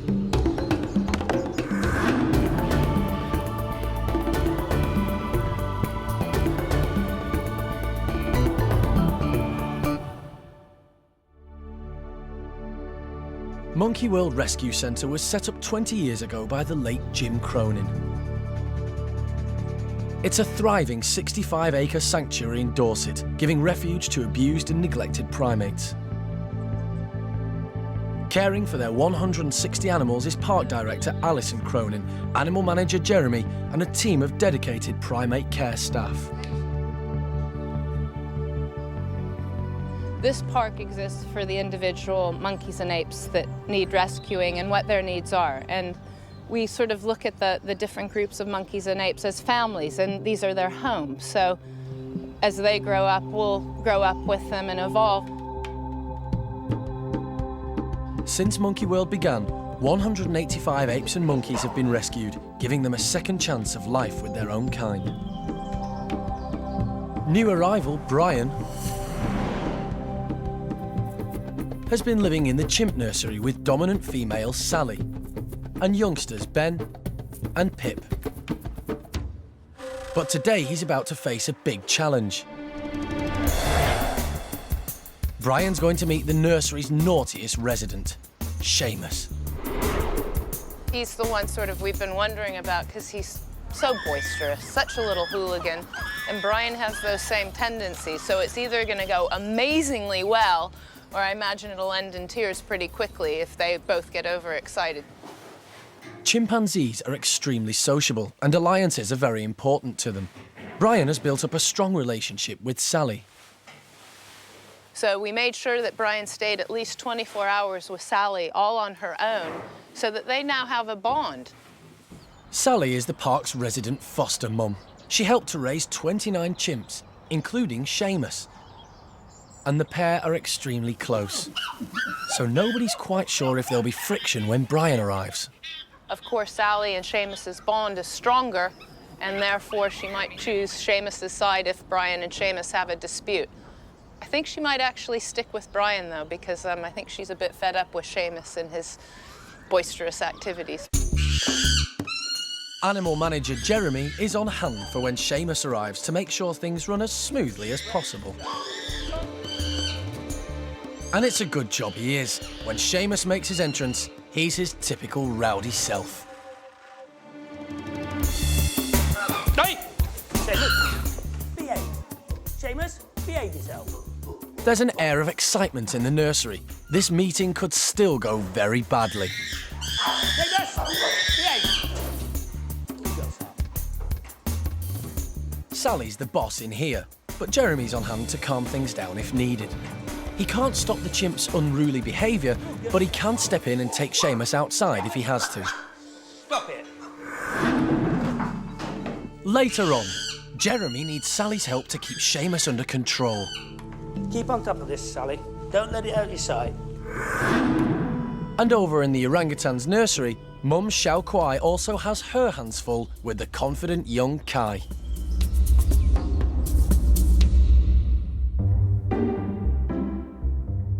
Monkey World is home to 13 orangutans. The youngest is 9-month-old Dinda. And today, Keeper Mike is moving her development on a stage. It's your last trip, isn't it? You're going to be a big girl now. You're going to be with all the big boys and girls. No baby, no more.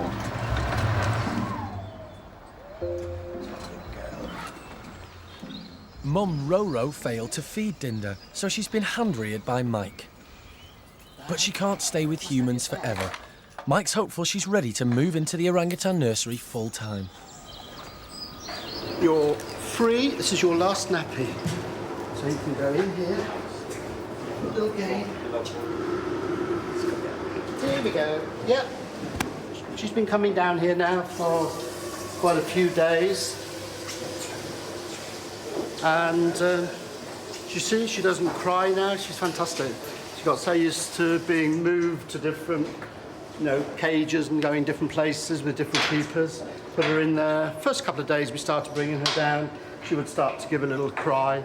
We used to just go outside and sit outside and wait, and with about 3-4 minutes she'd shut up. And as soon as she'd hear you, she'd start crying again. And then it just went quiet after a week or so. Dinda has been spending her days in the orangutan nursery and going home with Mike. But that's all about to change. Tonight's her first big night, because she thinks she's going home at 3 o'clock, which is going to be a big shock to her. She will go in here, have her tea, and then she's going to sleep with... At the moment, I think it's going to be Arme and Jolie. And then I'm going to sleep on the floor here with her tonight, and maybe tomorrow, just to make sure nothing untoward happens. And then she can live in the nursery full time. Touch wood, fingers crossed, it should be plain sailing. Unlike Dinda, 2-year-old Kai has been reared by his mum since birth. He is growing up fast, and over the last year, he's been developing his climbing and swinging skills. Orangutans' feet work like an extra pair of hands. In the wild, this helps them move through the treetops. Kai is slowly getting to grips with the outdoor enclosure. He's bold enough to explore by himself. But being the perfect mum, Xiao Kuai is there to offer a helping hand when he just can't make it on his own.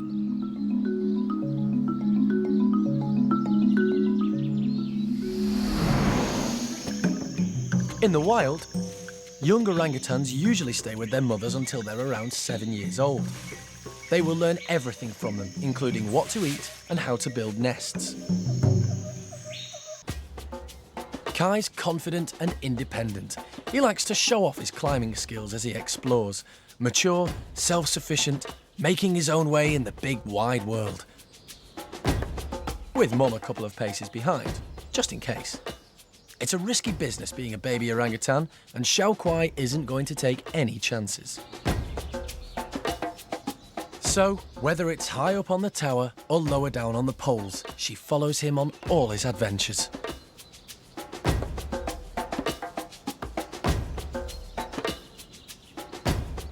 And, in the end, it's pretty clear that even the most intrepid adventurer appreciates having a mum around when they're a bit tired.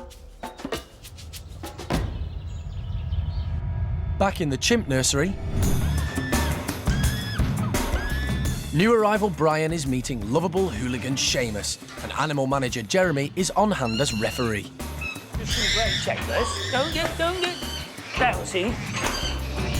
Sat lump. The meeting could still go either way.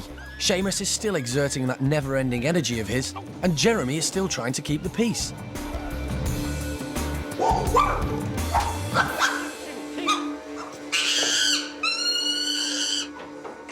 Sheamus might be a handful, but Sally's right there to help Jeremy out.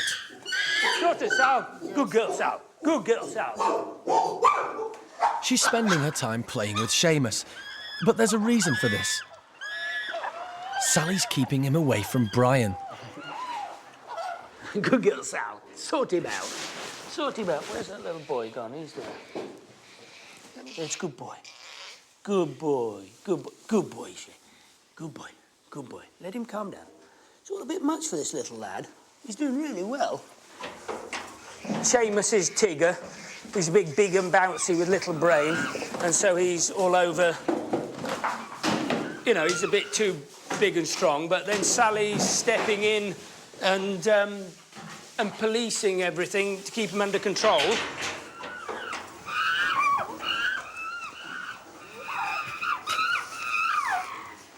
It's all a bit much for poor little Brian, isn't it? It's all a lot to take in for a little boy, isn't it? Yeah. It's all very much to take in for a little chap on his early days. And it's not surprising that Brian's having a hard time settling. Before coming to Monkey World, Brian had a tragic start in life. He was stolen from the wild in West Africa and was smuggled to Mexico, where he was being trained as a beach photographer's prop. But he had a lucky escape. He was confiscated by the Mexican authorities and handed over to Jim and Alison. This is Brian's first week living at Monkey World. You know, he's only a little lad. He's only a very young boy, and he's had, you know, quite a horrendous, well, incredibly horrendous week. He's moved home. He's flown halfway around the world. He's met a whole new load of people. I mean, he was, you know, everybody in his life now he's never seen before, so he's got to make friends. He's got to, you know, everything's... I'm going to keep on, I don't care. I'm going to keep on with this interview because I'm just so professional. Everything is just totally new to him. So, I mean, he's only a little lad. Of course he's going to be a bit shell-shocked, and every now and again he goes into this sort of shut-off mode, and then he sort of gets his brain together, and then he's back on form again. Brian is a sociable chimp, which is helping his integration. But with a rogue like Sheamus to contend with, Brian definitely needs to look out for himself. Hey, Sheamus, come here. Sit down. Sit down with me and be calm. Yeah, come on, sit down, calm.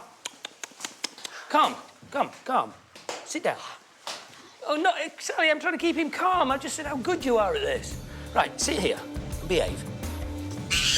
The nursery can be a chaotic place, and Jeremy certainly has his hands full. And calm, and relax. Deep breath and relax. You're not listening, are you? In Monkey World's chimp nursery, it's been 2 hours since new boy Brian was introduced to hooligan Sheamus. And finally, an air of calm has descended on the group. Just relax. Sheamus, relax. Not the bum in the face. We don't do bums in faces, particularly your farty bottom. Everybody's made it clear to Sheamus that if he touches Brian, that he's in big trouble. And I think the tiny bit of brain cell that Sheamus has got has just dawned on him. 3-year-old Brian is understandably wary of Sheamus, but he's brave enough to join him in a play session.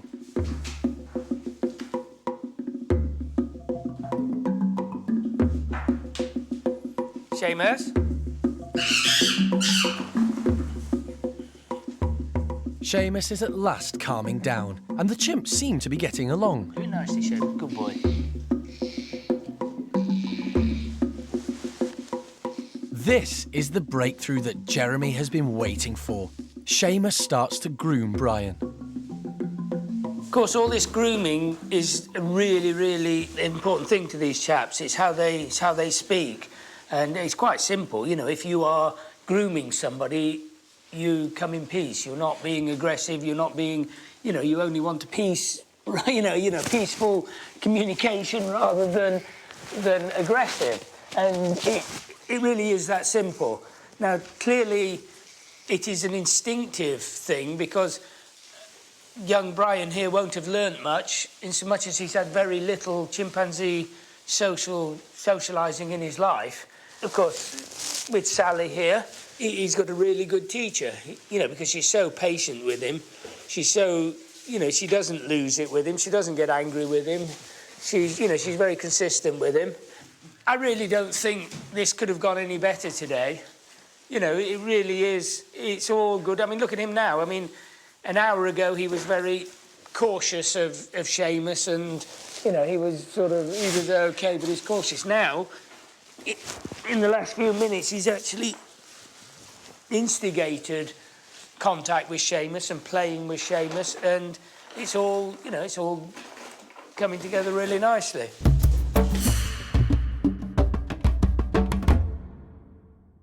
Back in the orangutan nursery, baby Dinda is moving in full-time. And keeper Mike is moving in too. This is just for one night. As this is Dinda's first overnight with orangutans, Mike's sleeping alongside her. But these days, he's not into roughing it. But sometimes I've had just a sort of blow-up mattress which goes on the floor. But I thought for the next 2 nights, I'm a little bit older than the last time I did this, I thought for the next 2 nights I'll have a little bit of luxury. Be the first night that she's actually spent with an orangutan rather than a human being for company. So it's a very big night for her. I will be here on the bed here in case anything goes wrong, but I don't think anything will. I think it's going to be a straightforward night.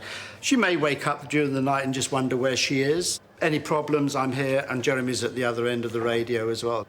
So it's a very important step for her tonight. This is another move on. And it also means, hopefully, that the keepers and myself won't have to sort of sit with her at night time. She's got a nice big cage here and bedrooms that she can climb around in, so she's going to be moving around a lot more. She's going to develop, she's going to work up her appetite more. She's going to grow quicker as well and interact with what she should be interacting with, and that's orangutans. It's a great relief, though, when they do sort of leave home, as it were, and end up being part of the orangutan colony here at Monkey World. And I'll be redundant. That'll be fantastic. But Dinda's not going to be the youngest orang in Monkey World for long. Soon there's news of another baby in need of a new home.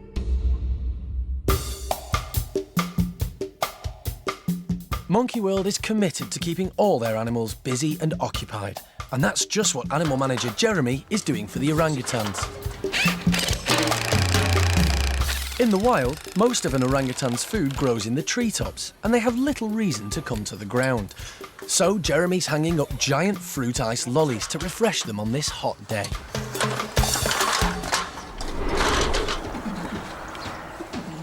Just like us, an orang's primary sense is sight.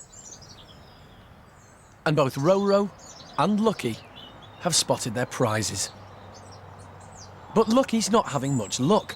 Others want to steal her prize.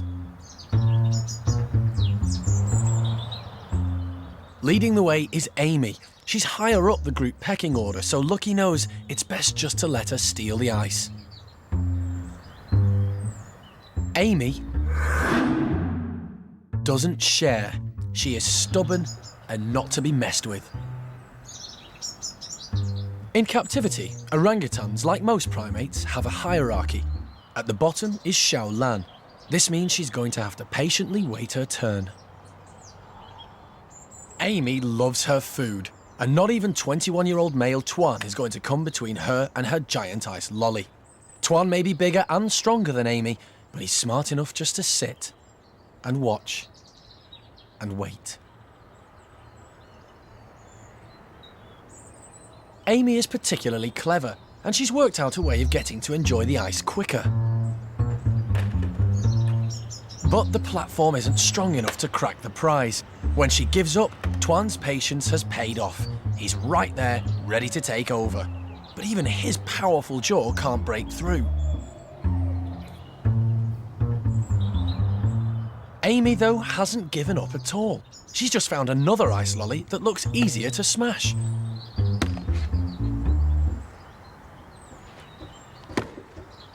And this time, she cracks it. Smashed to pieces, she can finally indulge. But the big male Tuan has been keeping his eye on Amy, and now he's determined to get his share. Full speed ahead. It's obvious he's not going to give up, so Amy cleverly smashes her share and gives him some. She might be selfish, but she's not stupid. Half a lolly is better than no lolly at all.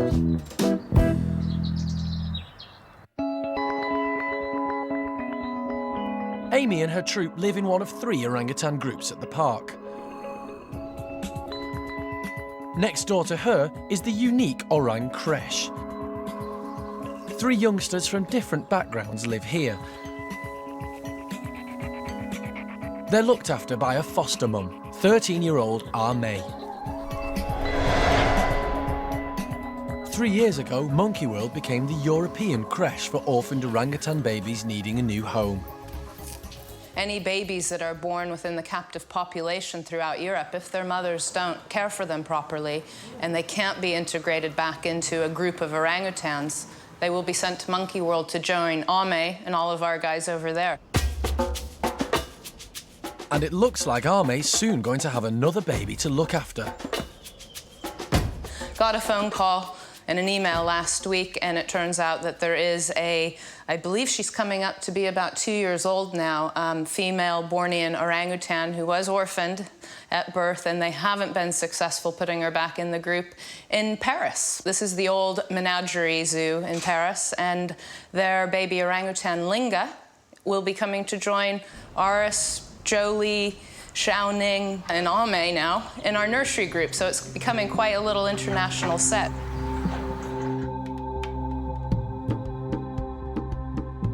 Rescuing primates or giving them a home when needed is a crucial part of Monkey World's work. Linger will be the 186th primate to join the park. And it's animal manager Jeremy who's made the journey to Paris to collect her. He'll need to spend time getting to know Linga. It's important she has someone she feels comfortable with to help her to settle into her new life. This must be Linga. She's the only one that's the right sort of size and age. Certainly looks in good shape. Right, well, let's go and say hello to her then. And next time, Jeremy gets more than he bargained for. Linger has him under attack. No, not the aerial assault, no! In Paddy's chimp group, all hell breaks out. Over a big fruit lolly. And Alison says her goodbyes to Julio, the woolly monkey she hand-reared from birth.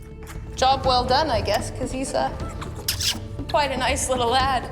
Even though you do suck your thumb still, I know.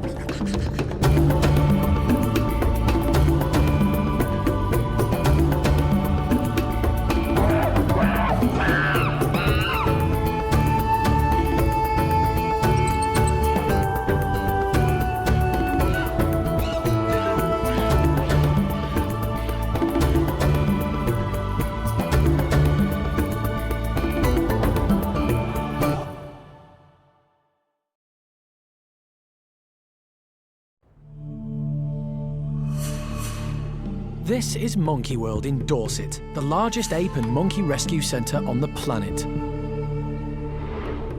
Today on Monkey Life. Just 24 hours old and life hangs in the balance for the new woolly monkey arrival. It's still way too early to say whether or not, this little guy is gonna make it or not. In the chimp nursery, young Brian gets hassled from lovable hooligan Sheamus.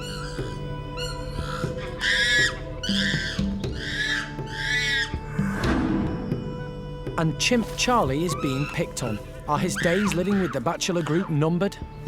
Charlie's always been a loner. I don't think he sees any point in chimpanzees whatsoever.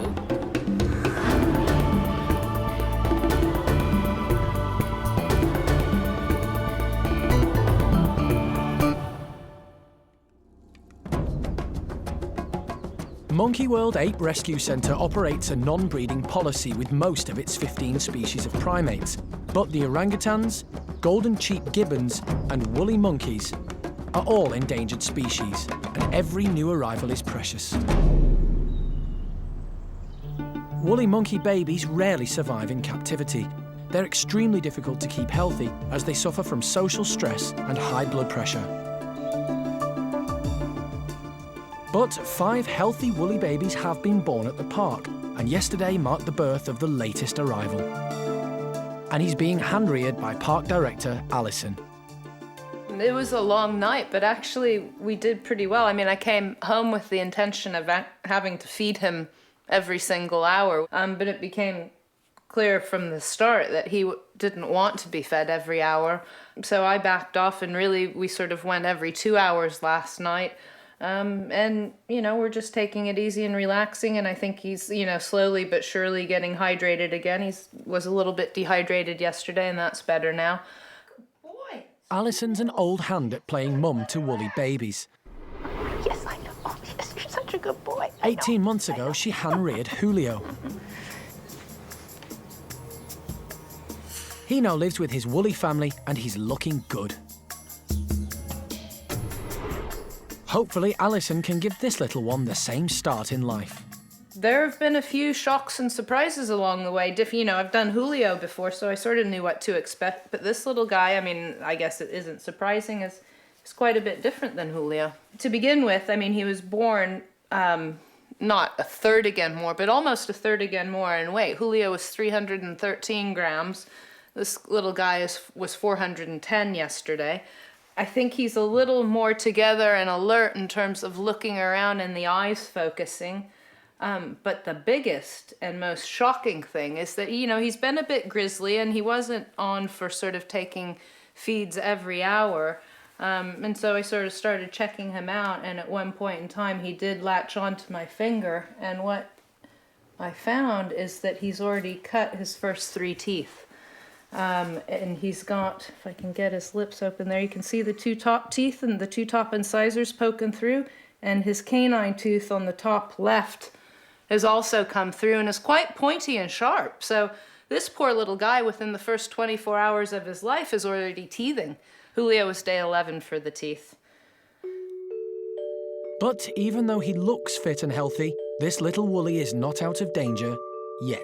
Within the first 24 hours, it's still way too early to say whether or not, you know, this little guy is gonna make it or not. I mean, he's cute as a button, and we're gonna do everything we can to ensure that, you know, like Julio, he gets the very best start in life. But it is very early days yet, you know, and really anything could happen. I'm feeding him with the dropper, and because of the teething thing, you know, it's not exactly a good eater at the moment. But, you know, he's getting there, but we still have to be very cautious about him inhaling any of the milks. Just one little drop of milk into his lungs, which aren't fully inflated and developed yet, would be bad, and he could get a lung infection. There's also any, you know, colds, flus, bacteria in the world. There was a little sneeze. But, you know, you can't panic about things. You have to sort of remain calm, not worry about necessarily sort of how much he's eating, just to make sure that he's not dehydrating, and let him lead the way. Later, Alison's mothering duties become distinctly less glamorous. Hey, we've had a huge pee. That's excellent news. And stump-tailed macaque Jonathan's losing his hair. It's not a pretty sight.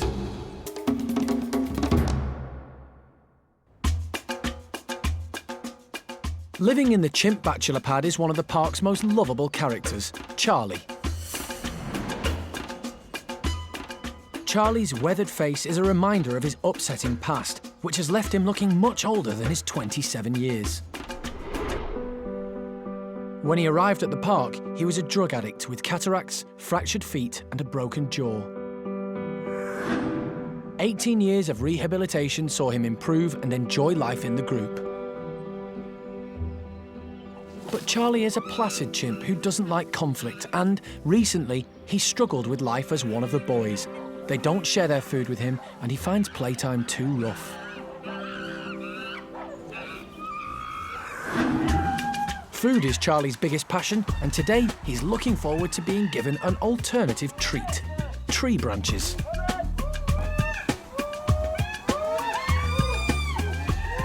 As well as fruit, vegetables, and healthy snacks, leafy branches are a regular part of a chimpanzee's diet.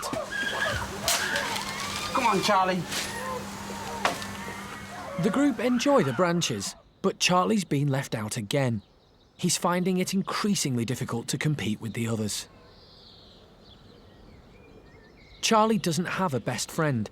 He moves in on Buxom to see if he will share, but Buxom can be aggressive.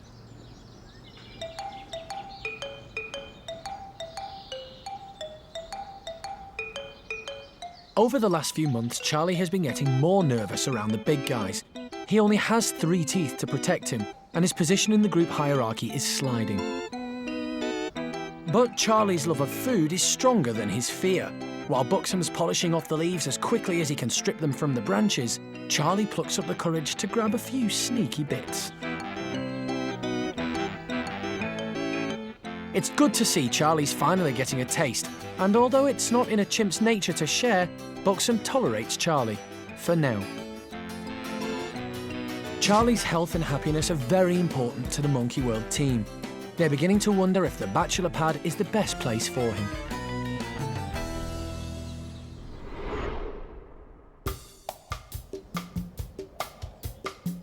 The chimpanzee nursery is currently home to 8 chimps.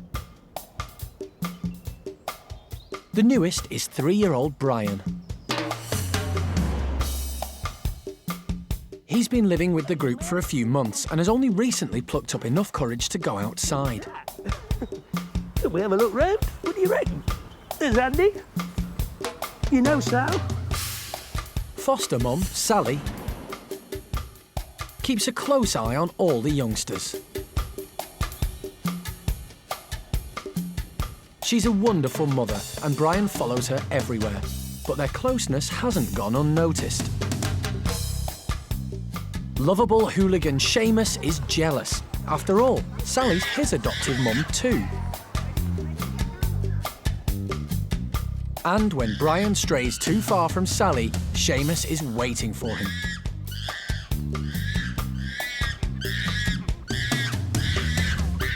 Sally has always spoilt Sheamus rotten. It's one of the reasons he's so naughty. But even she is getting tired of him right now. Little Brian needs her more than Sheamus does.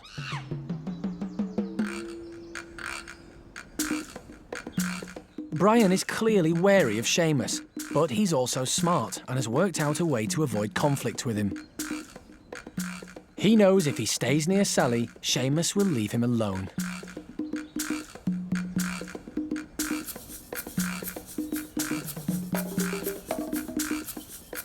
Sally loves little boys, and once again, she's faultless in her mothering role with Brian.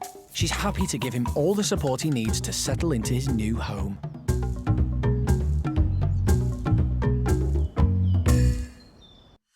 Still to come, the team has to make an important decision about Charlie's future. Charlie's always been a loner. I don't think he sees any point in chimpanzees whatsoever. And it's all too much for the new baby woolly monkey.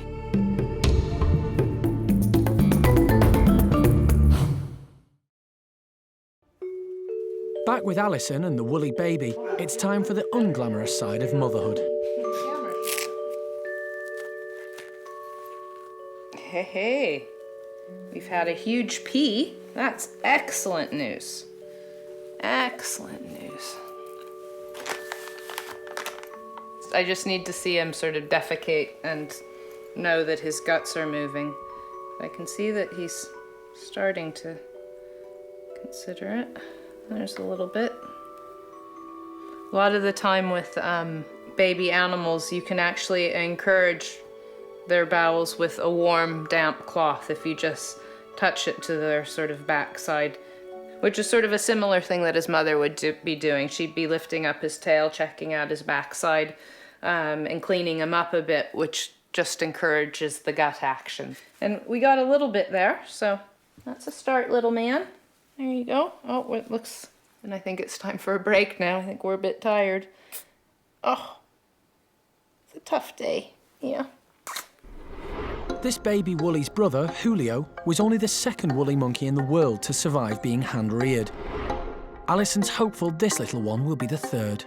Yeah, I think I am feeling quite comfortable and perhaps confident with this little one, because you know what to expect this time, and I know that he's not like a little China doll, and that he is quite robust, and that actually it's very good for me to move him around in a fairly rough way. I mean, it's funny, people sort of come in and see him for the first time, and when they touch him, they touch him like he was porcelain, or, like he might break and stuff, and really he's quite roughy-tufty, and keep in mind that he should be sort of clinging to his mum and holding on as she's flying around the enclosure. So, I mean, this tail is quite strong and can hold his weight. And right now he's gripping on strong with his hands. He can support himself. And really we want him to be doing a lot of that, because that is what will help encourage his appetite and also encourage his guts to move and get the feces moving through. Yeah, so it's all action stations. Just like a human newborn baby, woolly monkey young need constant care and attention, and Alison's going to be providing it for the next 7 months before this little one will be ready to join his woolly monkey family. Yeah, pretty much the first week or so, drinking, sleeping, and pooping, and that's about it. And really, you don't want anything more exciting than that. That's good for me right now.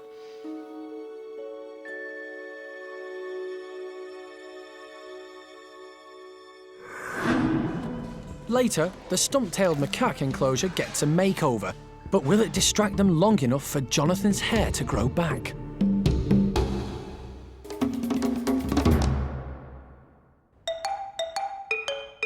Over in the bachelor pad, there's concern for Chimp Charlie. Recently, he's been struggling.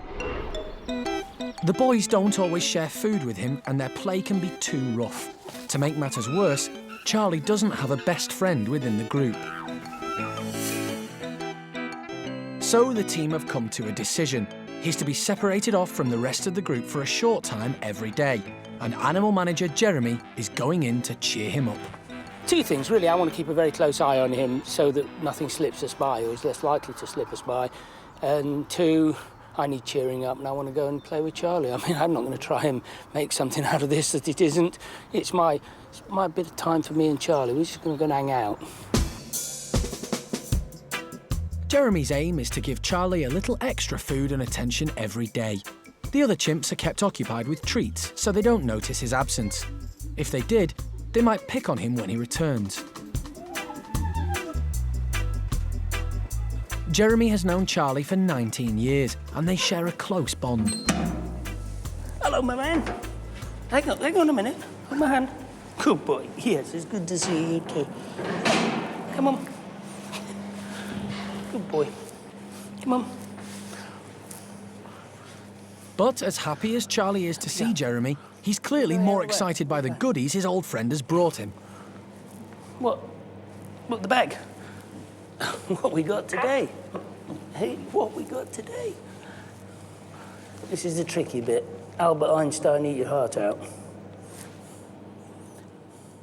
Every day, he will be separated at this time and get a treat of some description, so that the routine this time of the day will be carved in stone, that every day something nice will happen and he will be separated, and then the primate care staff can have a look at him and, you know, check him over and make sure he's okay. He does wonder why he can't just have all this food on a plate and just eat it. Well, we've got to go through this stupid ritual. As you can see, I might as well not be here at the moment, because we've got treasure. What we got today? Look, there's something in here. But you're not... It's so silly.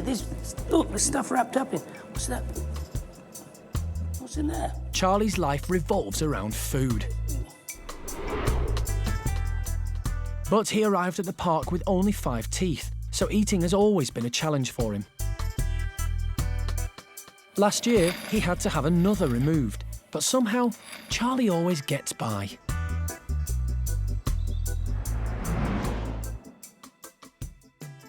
We've tried him on lots of things to try and get the emphasis off of food, but Charlie just doesn't care. If he's not got food, he's just not interested. Look at this toy. Yeah, OK. That's a piece of string. It's not a toy, you know. Whereas if he's got food, and so what the heck? He's special. Is that good? Hey? Is it good? What you got in there? Let's have a look. Let me see what you've got. You've eaten it all. It's all gone. What's that all about? What's in that one? There's another one there. See? We don't get to share it very much, do we? That was mine. But I do nick some.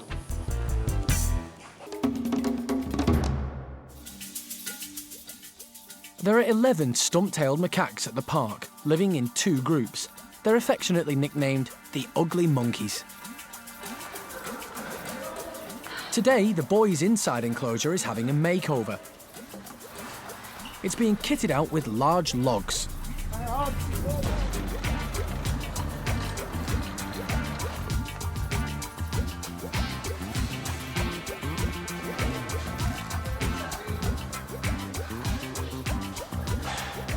The keepers want to distract the uglies from some behaviour which has been making them look even more ugly. Over-grooming. A couple of years ago, Jonathan was looking really, really bald. Now, that time we put it down to over-grooming, because obviously these are ex-lab animals, so they've never had intimate contact or even any contact with each other apart from vocalisation, so they never learned how to groom. Grooming plays an important part in all primate societies.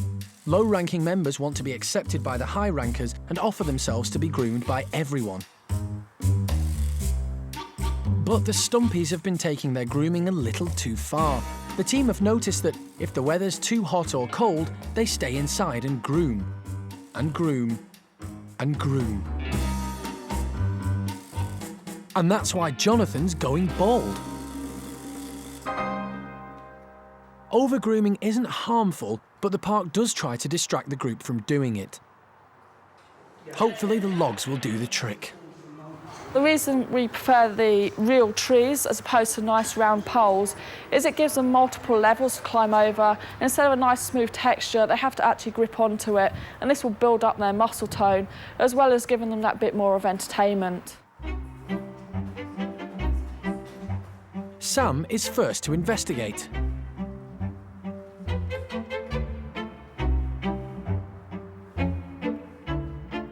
But the rest of the uglies have got something more important in mind: breakfast. In the wild, Stumpies can venture up to 3 kilometres a day foraging for food, but these 8 prefer a slower pace of life. Primates, like most animals, love to eat, and new stuff in the enclosure can only mean one thing: food. These guys are on a diet, so it's important they're kept active. And these large branches are a perfect way to do this, as they're encouraging them to climb, which will improve their flexibility and muscle tone. The logs are bringing out the Stumpies' natural foraging behaviour. And, as an added bonus, it's saving the hair on Jonathan's back.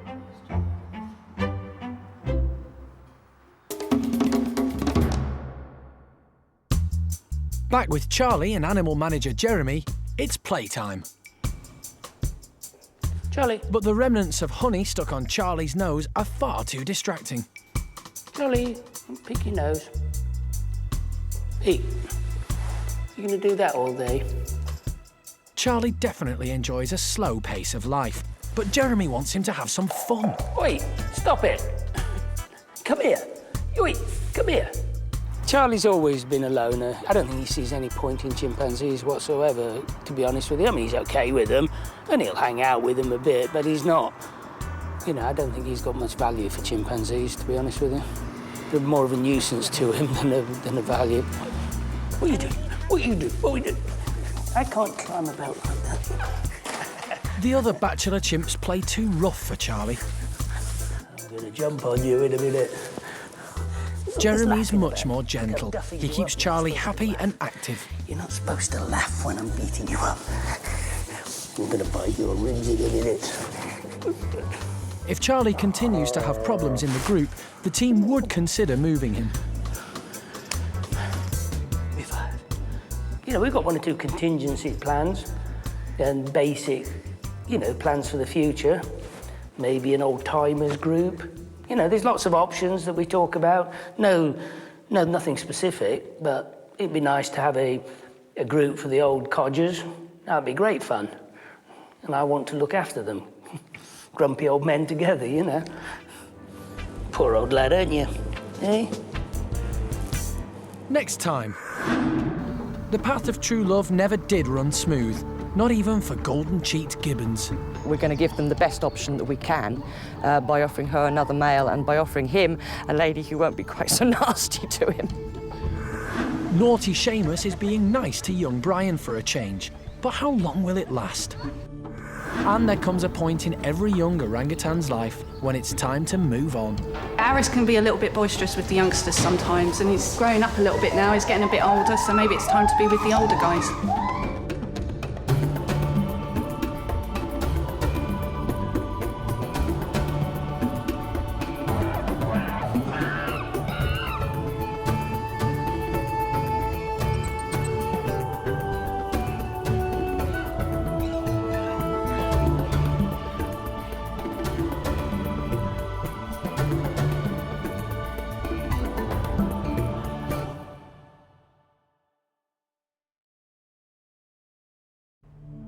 This is Monkey World in Dorset, the largest ape and monkey rescue centre on the planet. Today on Monkey Life. There's a new baby in the woolly monkey house, but the team are worried for its safety. If it starts going limp or lolling. So need to make a decision whether or not we take it. Yeah. Yep. Baby orangutan Dinda gets to grips with her outside enclosure, and stump-tailed macaque Coco struggles with hers.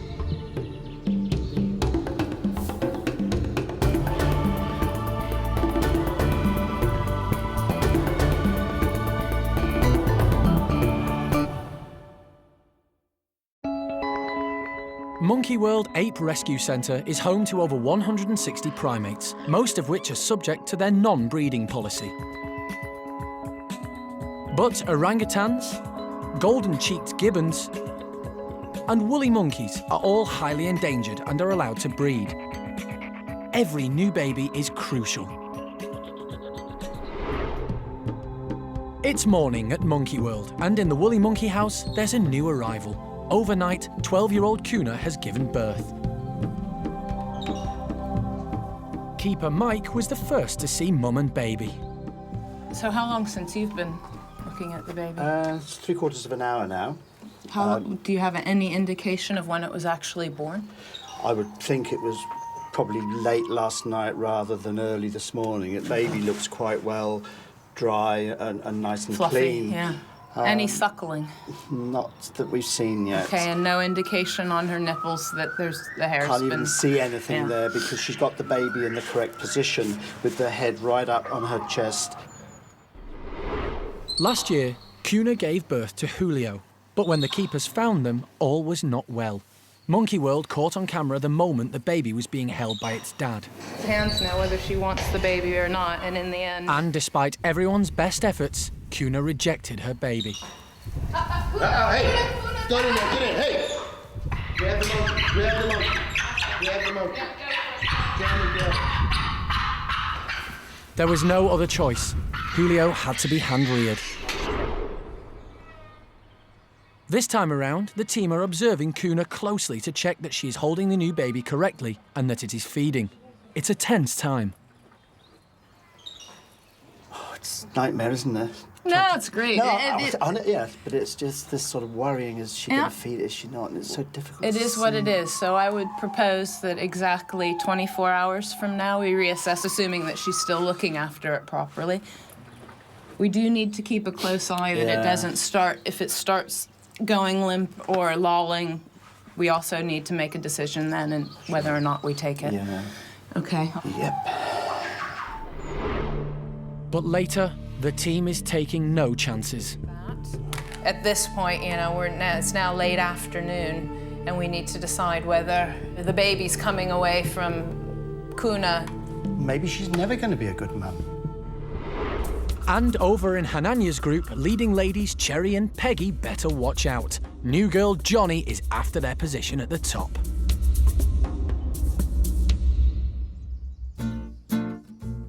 On the other side of the park, animal manager Jeremy is taking an unusual route into the orangutan nursery. Hang on.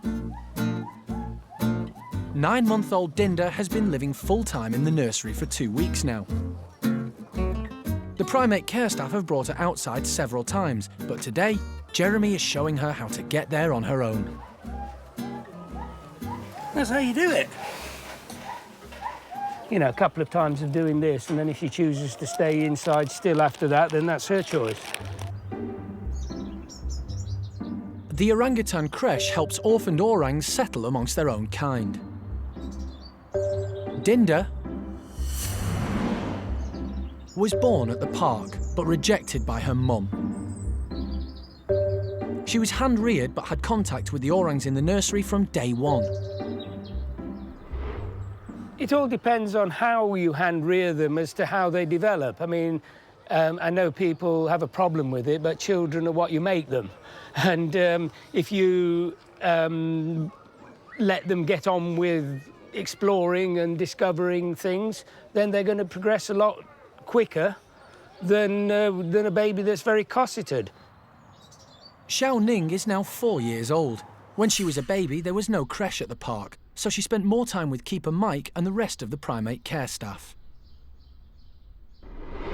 Xiao Ning here, because we didn't have anywhere for her to go with other orangs like we've got now with Dinda, she was much slower in her development. It's not, I mean, she soon caught up, as you can see. But Dinda, we were lucky that we've created the nursery since then. So Dinda's been part of the whole orang social scene from a very early age. Therefore, it's going to become more natural to her. The outside enclosure is designed to help the babies learn to climb. Dinda is confident enough around her housemates to explore on her own, but strictly at ground level. She's got a big challenge in front of her. Oh, you climb on there. It's all right, you climb on there. That's good. It's all right, I'm still here. That's all right. God, what do you like, eh? I'm an orang with vertigo. Terrible. Orangutans are the largest tree-living mammal in the world, and they have a remarkable ability to swing through the treetops. As orangs spend the majority of their day living up high, Dinda best develop her head for heights. You big wuss. If you were an orangutan, this net is a very attractive thing to climb on, so hopefully she'll get over this vertigo thing she's got. Goodness me, it's so attractive, that net. No, it isn't, she says. But Jeremy's got one more trick up his sleeve. Show Dinda how it's done. This is bound to work, isn't it? Right. If this doesn't work, I'm going to give in. Right, now just go and play. I'm not holding you. You're not holding me. Nah, I think little girl's getting tired now, so I think we'll call this soon. She's nodding off. So now I've got to make the decision, do I stay here and have a kip with her, or do I come down and do some work? Could somebody call the fire brigade for me, because I'm stuck? Help! Back with the woolly monkeys, new mum Kuna is still holding on to her baby, which is good news, but no one has seen it feed yet. Kuna rejected her last baby, Julio. Thanks to Alison and Mike, he became only the second woolly monkey in the world to survive being hand-reared. You feel happier now, do you? I can hear you snuffling in the ear. The team haven't decided whether or not they should take this baby away to be hand-reared, but they want to be prepared. So we're getting ready for all eventualities. Everything that I used and Mike used with Julio, we've boxed up and we've got here. So now we just need to make best plan, because I think at this point, you know, it's now late afternoon and we need to decide whether the baby's coming away from Kuna. What do you think? Oh, God. That says it all. I think, knowing her past record with the other one, I think we ought to probably err and be a bit cautious and take it away. Maybe she's never going to be a good mum. You know, some primates just will never entertain the idea of having a baby and holding it even. It's just this crucial thing of trying to find the baby to suckle. And the nipples are so far under the armpit, it's covered in hair. It's like even a mother that rears a baby, you don't hardly ever see it suckling. There's so many things to... So rather than have another disaster, you know, hopefully if we take it, you know, as Alison did with little Julio, you know, we can make this one survive. And Julio's gone back in that group. I mean, he's a total little sweetheart. Kuna's doing much better than she did with Julio, and the park really want her to bring up the baby. But if it's not feeding, the team can't take any chances. They're going to have to make their decision soon. It's a huge lottery, isn't it? It's not, we were just talking going up the road. This is just such an awful thing to have to decide. Coming up, decision time. Will the team take drastic measures with the new woolly monkey baby? If this was a first-time baby, you'd think maybe give it the benefit of the doubt. With the past history of the animal, I'd do it. I'd go for it now and take the baby.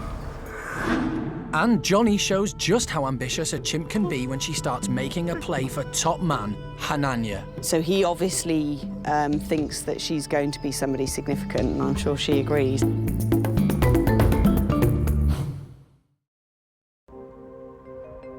At Monkey World in Dorset, the park's 11 woolly monkeys are part of the European Endangered Species breeding programme. In the early hours of the morning, 12-year-old Kuna gave birth to her second baby. The team have been watching them closely. But the infant hasn't suckled and Mum isn't holding the baby properly. If the baby doesn't feed, it'll become weak and dehydrated, and this could prove fatal. It's now the end of the first day, and baby hasn't suckled yet, that's for sure, so that's not good. But more concerning to us right now actually is the fact that whenever Kuna moves around, the baby's legs and tail are hanging. So she's supporting it behind the back of the neck and at maybe the top of the back, but the rest, you know, the baby's holding on with its hands, but it's not holding tight with its legs and tail, which it should be.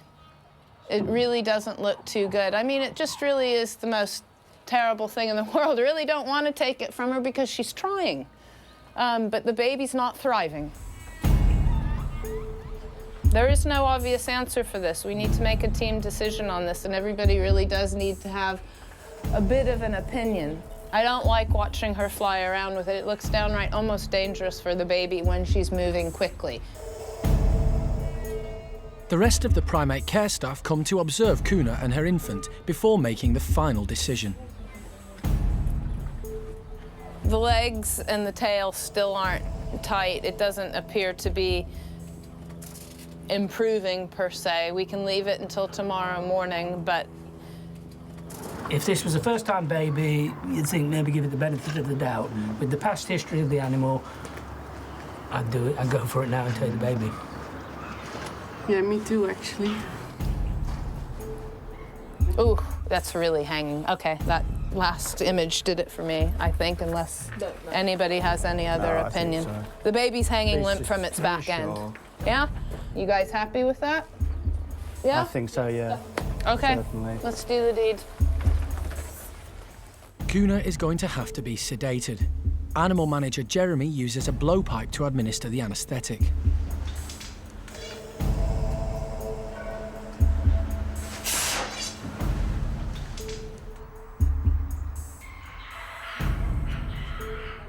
The newborn has been taken away, and it's another boy for Kuna. The priority now is to keep it warm and hydrated. It's not fed for up to 20 hours.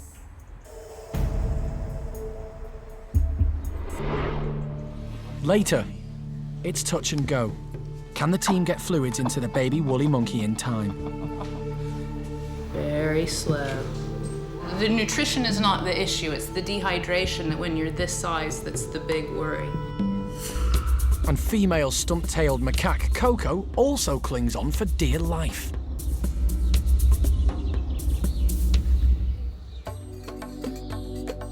Over in Hananya's chimp group, newcomer Johnny is busy proving that behind every good man, there's an even better woman. Johnny came to the troop from the chimp nursery only 4 months ago, but she was quick to grasp the complex hierarchy of the group. She settled in quickly, but she has a higher aim in mind than simply being popular with her peers. It seems likely that one day, Johnny will be one of the dominant ladies in the group. I do think Johnny's going to be a very high-ranking female. Hananya seems to be very keen on Johnny. He spends a lot of time grooming her. So he obviously thinks that she's going to be somebody significant, and I'm sure she agrees. For now, the position is already taken. Cherry and Peggy are the dominant females.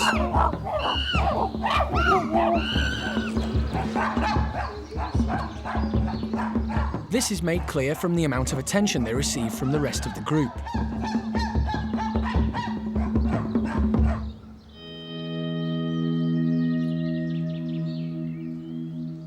Grooming isn't just a way of relaxing and bonding, it's also how the chimpanzees establish their hierarchy.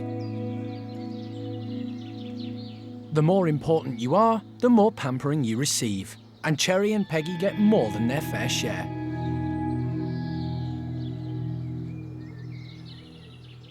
Establishing the dominant females in the group is vital, because they are, after all, the powers behind the throne.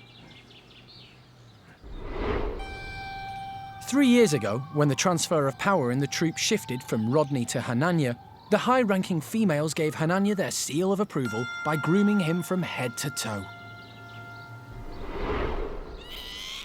Without the support of the ladies, none of the boys become the alpha male of the group. So being a high-ranking female is an important and much sought-after job. It's extremely unusual for a chimp to enter a group from the nursery and have the effect that Johnny's having on Hananya's group. At 8 years old, she has become a big female, confident with both dominant males and females in the group. And she's very much the boys' centre of attention at the moment.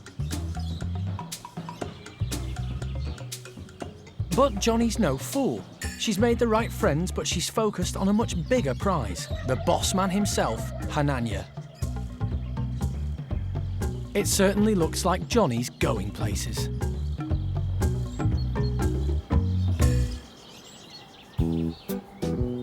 Over in the stump-tailed macaque house, new girl Coco heads outdoors every day. She's very cautious, but she seems to be getting fitter. Now, her movement's improved a lot since she got here. She still struggles with round objects, especially on moist days like today, where she will slip off poles and things.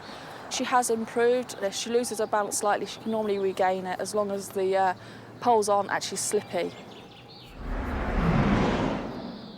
When Coco arrived at the park, she was overweight and unfit. The park put her on a diet and began to work at making her more active and healthy.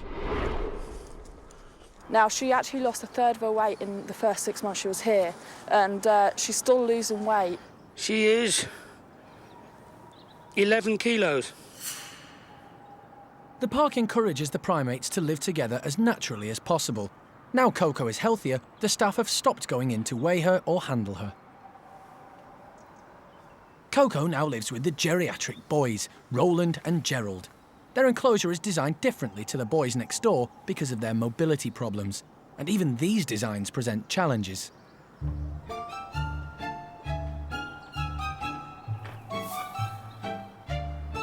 Coco shakes off the fall and stays determined.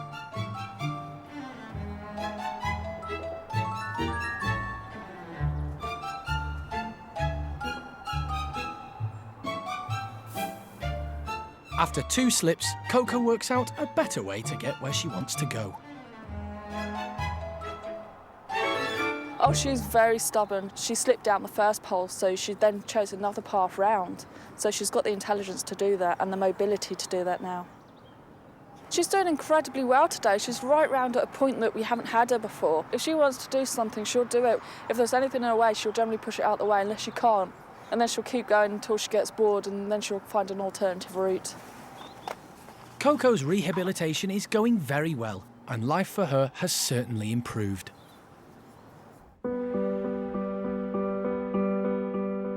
It's the end of the day, and over in the office, Kuna's new baby boy has been safely removed.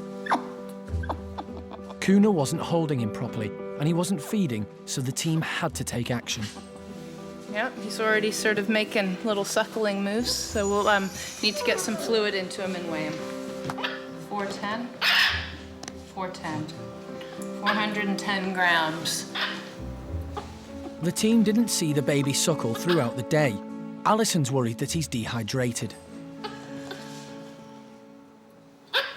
If I pinch his skin on his arm, it stays peaked. You see that peak right there? That's an indicator. If you normally pinch your skin, if you're not dehydrated, it springs right back.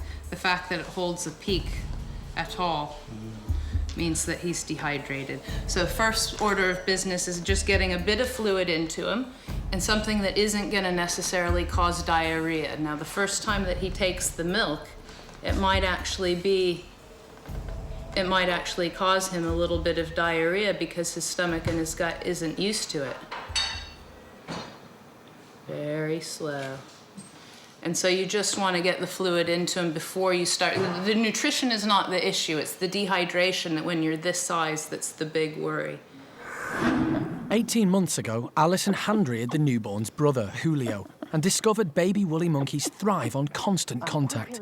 She needs to do the same for the latest arrival. Such a good boy. I know. And as soon as I move away, even just from this distance, he wants to be right here looking at me and tucked up. And I believe that's why these don't thrive in an incubator. If you were to take him and set him down, all of that interest in moving around would just disappear and he would end up just laying in the incubator. So once again, we'll go through the deal of carrying him around just like his mum would. Woolly monkey babies are extremely fragile and are notoriously difficult to hand-rear. So Alison has her work cut out if this little one is going to make it and become only the third to survive this treatment in the world. Next time, the new woolly monkey baby is 24 hours old, but his survival hangs in the balance. It's still way too early to say whether or not, this little guy is gonna make it or not. In the chimp nursery, young Brian gets hassle from bully boy Sheamus. And the team are concerned that chimp Charlie is being picked on. They need to decide if he can stay living with the bachelor group. Charlie's always been a loner. I don't think he sees any point in chimpanzees whatsoever.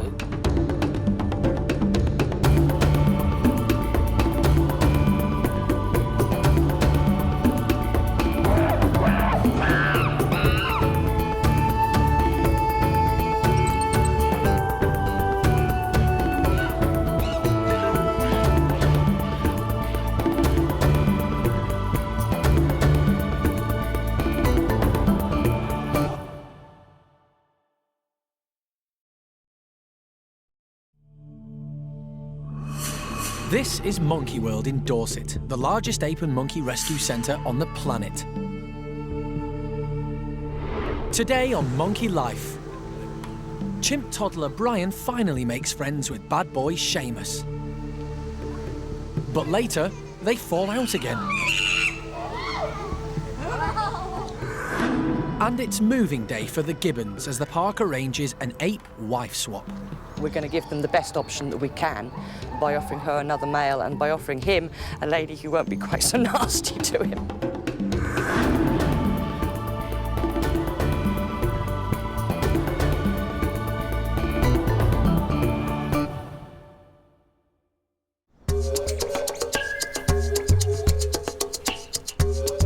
Monkey World is home to the largest collection of golden-cheeked gibbons outside Asia.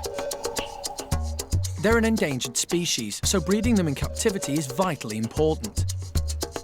In an effort to get the gibbons to mate, the park has decided to change some of their domestic arrangements. That's going to mean moving some gibbons, and here's how they're going to do it. Now pay attention. Raphael's moving in with Alex, and Jake's going over to Zoe. Because of this, they've got to shift Pungyo, Peanut, and Tian to a new enclosure. In the wild, gibbons swing at speeds of up to 35 miles an hour. It's never easy moving one gibbon, never mind 7.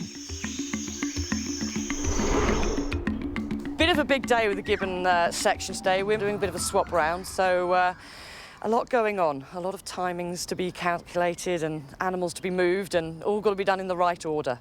So it's, hopefully, fingers crossed, it'll all go really smoothly. First up, it's Raphael and Zoe. They've lived together for some time, but their relationship is just not going anywhere. Gibbons do pair for life, but we have to remember that our gibbons have had very unnatural, disturbed backgrounds. We don't know why Zoe has lived with Raphael for 2 years and suddenly rejected him. But it was a very energetic and violent rejection. She did not want him at all. And if we were to keep them together, we would have had very badly injured gibbons. So we're going to give them the best option that we can by offering her another male and by offering him a lady who won't be quite so nasty to him. And it just so happens that Jake and Alex haven't been getting along too well either. Jake and Alex don't so much have issues, but they're not a great pair. Alex is a little bit dogged by Jake, to be honest with you. He's a little bit like a love-sick puppy following around, and I think she quite likes some space. I actually think that Raphael might be a slightly better match. He's got a slightly more playful side to him, and Alex does like a little bit of a game. So hopefully that'll bring out her playful nature too. So the park has come up with a practical solution, a wife swap. We're trying to do it as much as possible without any sedation, which can be tricky. Obviously, trying to get a gibbon to walk into a box when he doesn't know what's happening to him is a little bit much to ask, but so far it's going really well. It's plan, absolute perfect. We couldn't have asked for any better. Raphael gets this complex moving day off to a flying start by just walking into his transport crate. But will all the movers prove to be as accommodating? Open. Open now. Are you ready? Worldwide, all 9 species of gibbons are being forced to the brink of extinction. Hopefully the park's efforts will result in some new gibbon babies. How well they go and how quickly their pair bond, how long's a piece of string? We can't tell. Babies, yeah, of course, we want them, but just give them time. We'll just give them time. She'll get pregnant when she's ready. With one couple moved, there's one couple to go. But there's a problem. For this last pair to move, Peanut and her family has to move first.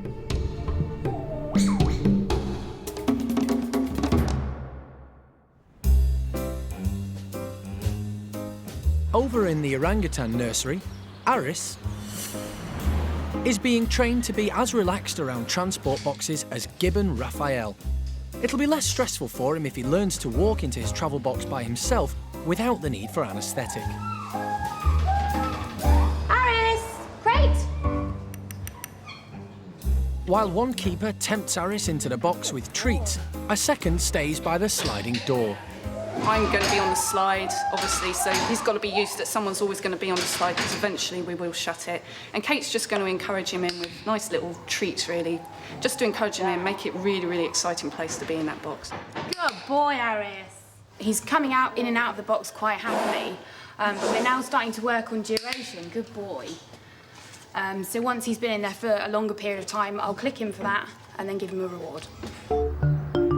At 4 years old, Aris is outgrowing the nursery, and the team are preparing him for a move to the larger enclosure.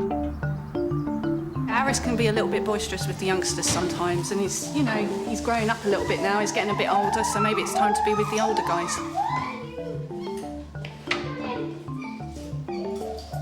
For Aris, this is simply a great game, and it's played in stages. Taking it very, very slowly, and then eventually we'll get to the stage where we can shut it completely, and we'll click and reward him, and then we'll open it straight away, and then we'll extend that period of time. It's just to make him feel comfortable that he's not going to be stuck in that box forever. Good boy, Aris. It's gone really, really well. He's done absolutely brilliantly today. We've managed to shut the slide quite a lot, and he's not reacted or negatively anyway, so it's gone really, really well. Aris will be moving in a couple of weeks' time, when everybody hopes he will happily go in and out of the box. Good boy, Aris. Good boy. Over in the chimp nursery, newest recruit Brian is flourishing under the watchful eye of foster mum Sally.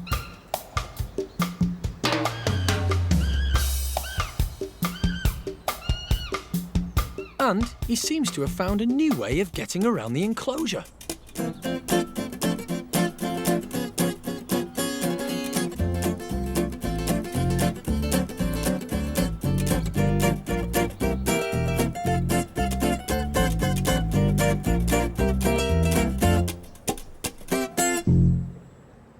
When Brian first arrived, bad boy Sheamus was jealous of the new arrival.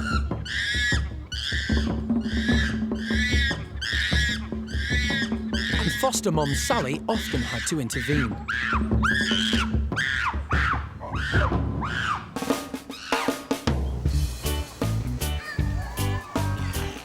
But now the pair are friends, and thanks to Sheamus's mischievous influence, Brian is becoming more adventurous.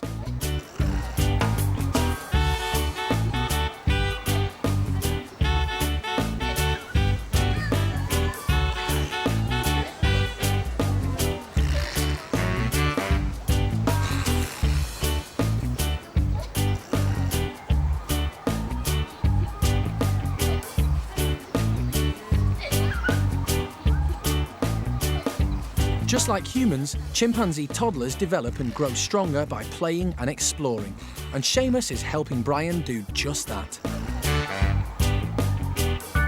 But best of all, could it be that Brian is actually helping Sheamus learn to play nicely? Later, Brian learns some harsh lessons about chimp etiquette.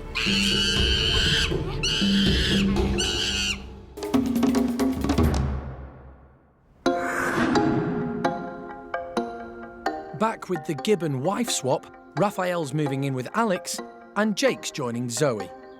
But their new home is currently occupied by Peanut and her family, so there are yet more Gibbons to move. We're going to bring Peanut, Pungyo and Tien down here to the bottom Gibbon house, where they will live as a family unit. They're growing in every way, numbers as well as size. Tien's growing up hugely now, and he's going to have this amazing space out here with trees and everything to run about in. So we're hoping that the family will live down here quite happily, and we'll sort everybody else out with their new accommodation too. Raphael's move was textbook, but Peanut hasn't been trained to walk into a transport crate. Peanut's baby Tien is only a year old, and it's still natural for him to cling to his mum. To reduce his stress, they will move together, but Peanut is going to have to be sedated. Sedation can be dangerous. Any anaesthetic is a worry and a risk. So if we can avoid it, we avoid it. But if we can't, we have to go for it. For the animal manager, Jeremy, it's not going to be easy. He needs to wait until Tien moves a safe distance away from his mum. I'm not going to try and dart mum when she's holding a baby. So, you know, there's lots of this. They will be difficult. Gibbons are always a nightmare. Meanwhile, the park's vet Femke prepares the dart. They're quite difficult to dart. They move around a lot, and then the moment you hold your breath, they just move up and you just miss. The thing with any darting is you've got to be patient. You know, if you miss 2 or 3 times or have a dart failure, you've got to live with it. Just, if you start getting wound up about it, then you have to walk away and come back tomorrow. Wendy waits nervously. But Jeremy manages to sedate Peanut. And then it's a quick trip to get mum and baby over to the other side of the park and into their new home.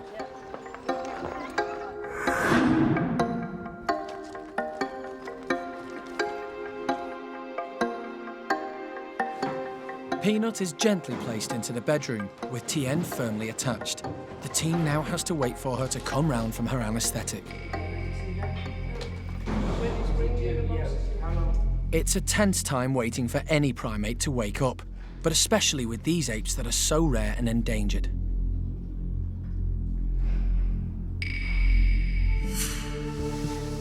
Coming up, Jake is proof that no 2 Gibbons ever get in a box the same way.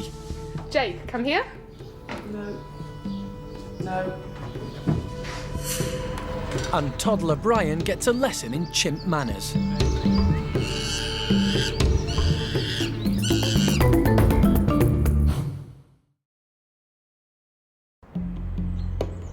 At Monkey World in Dorset, the atmosphere is tense in the new Gibbon house.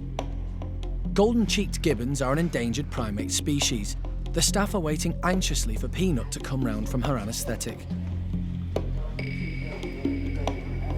She's been sedated to move her and her family across the park to a much larger enclosure. Her baby, Tien, clings on tightly to her. Peanut has been darted, Chen obviously not. He's still awake, he's even drinking from her now. I have to wait again to give her the reversal, because one of the 2 ingredients we gave her should wear off first, because it will make her hallucinate if she still has that in her and she wakes up a little bit. So we wait another 10 minutes and then reverse the 1 agent, and then she'll wake up slowly and Chen hopefully will be fine. But she's breathing steady and she looks all right. She's in a recovery position now. Satisfied that enough time has passed, Femke can give Peanut the anaesthetic reversal injection.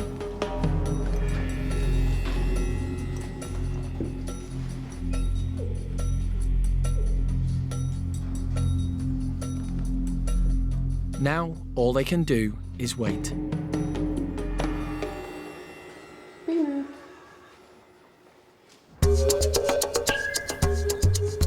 Three Gibbons down, 3 to go.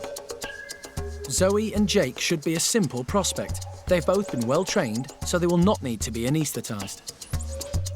But they both walk into the box really, really well and give us enough time to shut the slide. We haven't as yet shut the slides on them while they're in the box. We didn't want to scare them or put them off. We've actually only had a very short period of time to do this training with them, so we didn't want any negative at all. So today will be the first day that that slide is shut behind them. First up, Zoe.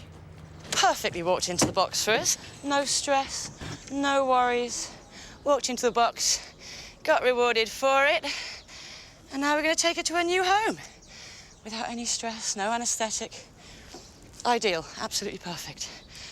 Right. Such a good girl in there, aren't you? Such a good girl, Zoe. Where are you going?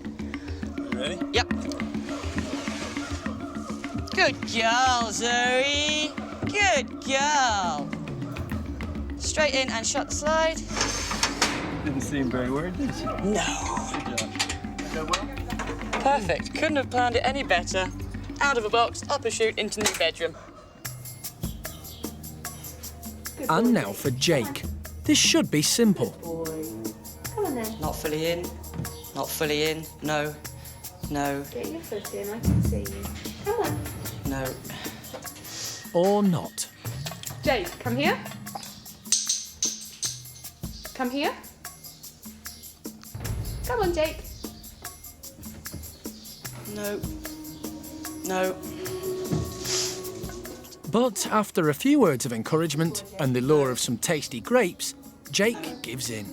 No. Get your foot in. Come on.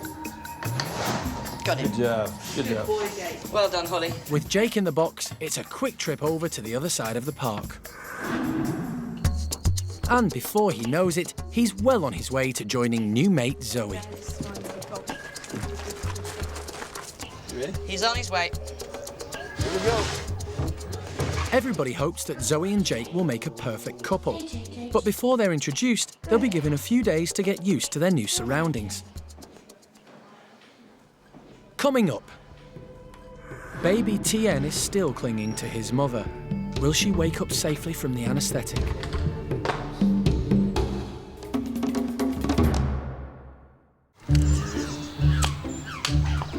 This afternoon, the Chimp Nursery have been given one of their favourite treats. Fruit-flavoured ice lollies. And they're about to test the newfound friendship between Brian and Sheamus. Some of the ices have been placed in the pond, so the chimps have to work harder at getting them. But they don't like water.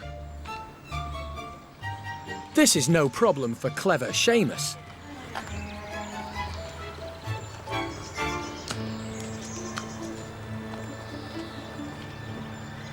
There's no way new recruit Brian will brave the water. But Sally is willing to chance a wet leg in order to get hold of one.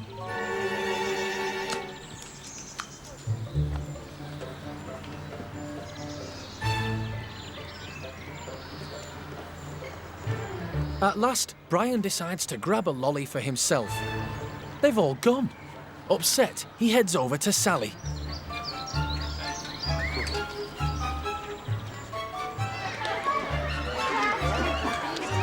But Sally firmly lets him know it's her lolly and it's staying that way.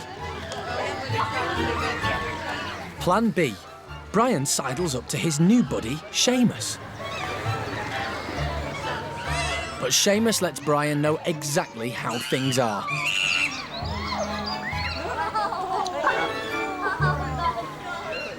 Chimps can be extremely persistent. It's time for Plan C. Lulu. No chance. And her nip comes as a nasty shock. For the youngsters, the nursery is usually all about playtime, but it also helps develop social skills. And it seems Brian hasn't quite got the idea that you don't take things that don't belong to you. But finally, Sally shows the soft side he was hoping for. Now she's on her second ice lolly, she doesn't mind sharing a bit with Brian. Unlike Sheamus, who's not about to share his monster stash with anybody.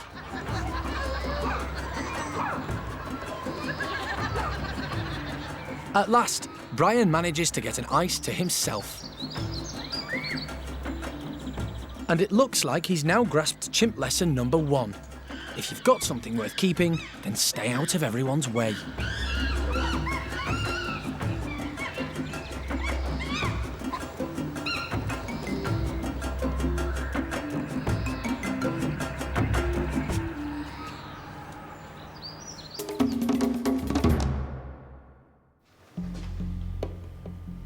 Back with golden-cheeked Gibbon Peanut, her anaesthetic reversal injection should be working. Peanut. How long since she's had the reversal? 4 minutes. At last, Peanut starts to come round. Hello, sweetie. Good morning. Hey, Peanutter. Not so horrid people around. Come and say hello to me. You've still got Tien. And Wendy is relieved. Come on, sweetheart. Come on.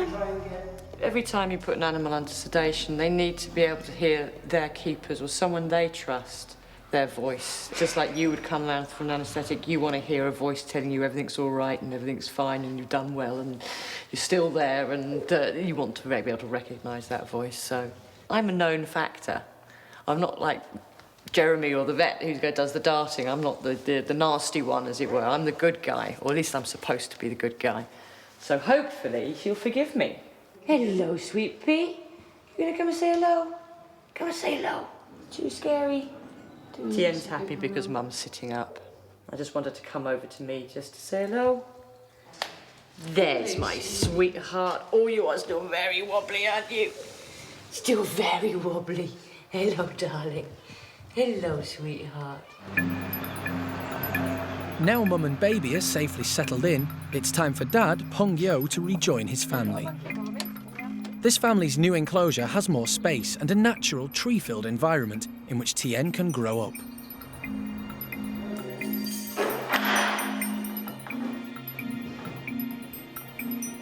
Peng Yo is straight out of his travel box as if nothing has happened and is soon exploring the new space. The family are back together and I couldn't be more delighted, to be honest with you. Peng Yo doesn't like being away from Peanut. Peanut doesn't like being away from Peng Yo. Baby's all sorted out. Tien's got Mum and Dad back again. I'm happy. They're happy. Relax. Really good to see them back together. Next time, join us for a Monkey Life special. It's been 5 years in the planning and an exciting new project for park director Alison. Monkey World's first foreign sanctuary for endangered primates is finally a reality, as the team breaks ground on their Gibbon Rescue Centre in Vietnam. Perhaps this is something that actually we could do, that Monkey World and the Vietnamese government could grab hold of and actually do something significant for an endangered species before it faces extinction. We track through dense jungle trying to find wild golden-cheeked gibbons. But will the team see more than just a glimpse of these elusive creatures? And from gibbons in the wild to those at Monkey World, Peanut and her family experience life in the treetops for the very first time in their new home.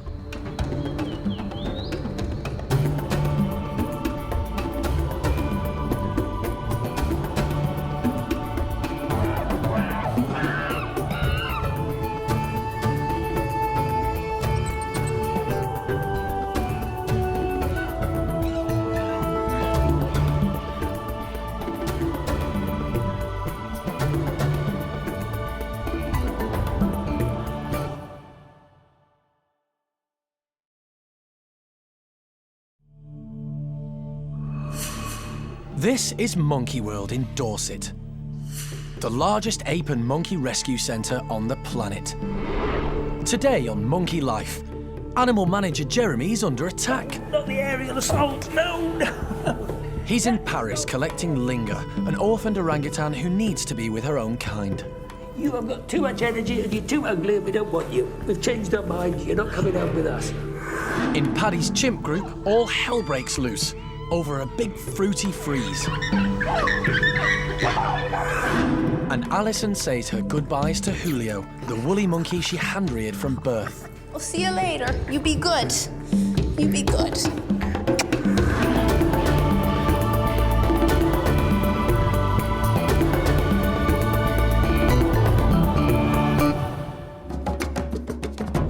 Over the past 21 years, Monkey World has rescued and rehabilitated 185 primates. 10 of these have been orangutans.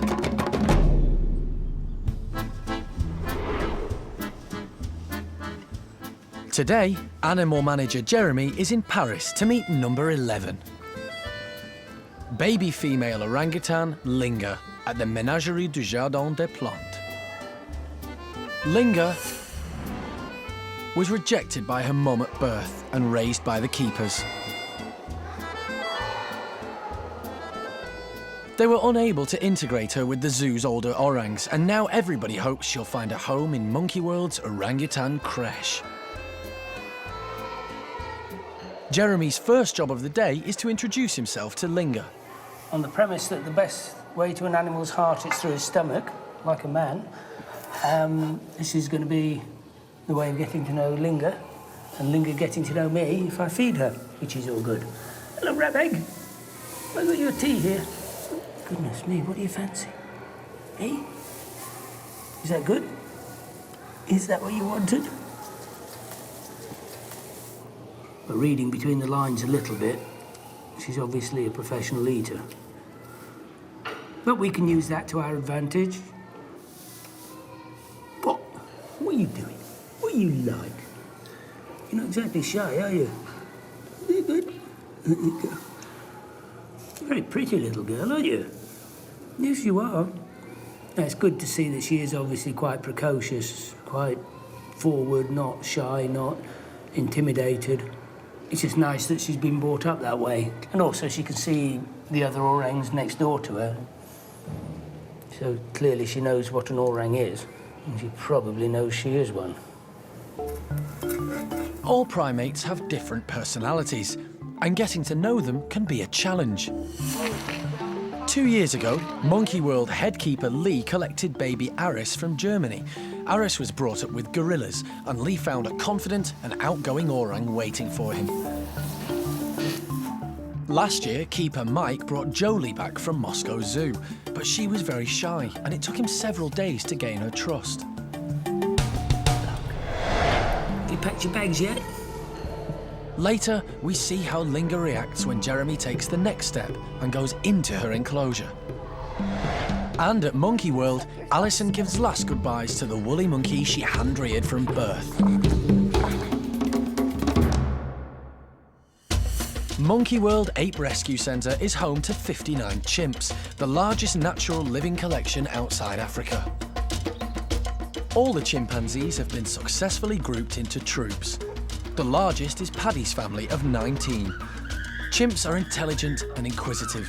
The park staff work hard to keep them occupied, and today they're providing an unusual challenge, a giant ice lolly.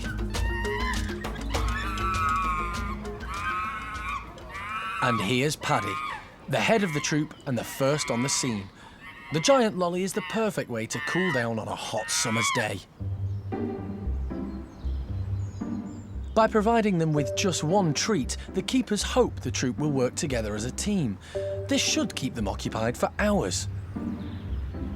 But 27-year-old Clin has other ideas. She wants the ice to herself, but the troop isn't going to let her get away with that.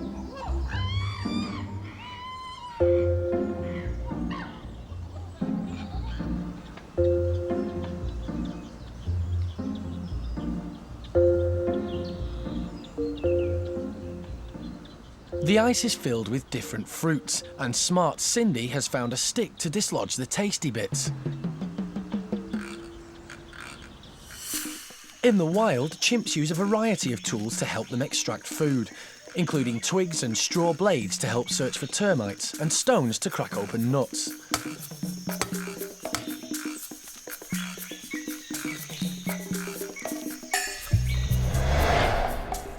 Back at the park, Clin's not happy at having to share. And chimps being chimps, it's not long before a scuffle breaks out.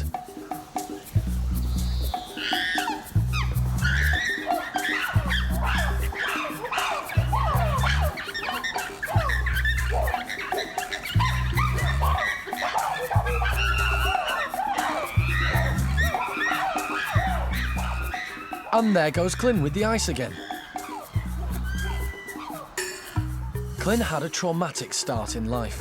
She was a laboratory chimp, which meant restricted meals. Now she hoards her food. The group are happy to let her do this at mealtimes, but with just one treat on offer, no chance. And later, Clin's not the only one having trouble sharing. Little Eddie really wants this fruit lolly, but will she be able to keep it to herself? The chimpanzees are one of 15 different species living at the park. These include lemurs, gibbons, capuchins, and woolly monkeys. Julio is the youngest of the woolly monkeys. Park director Alison is very close to him.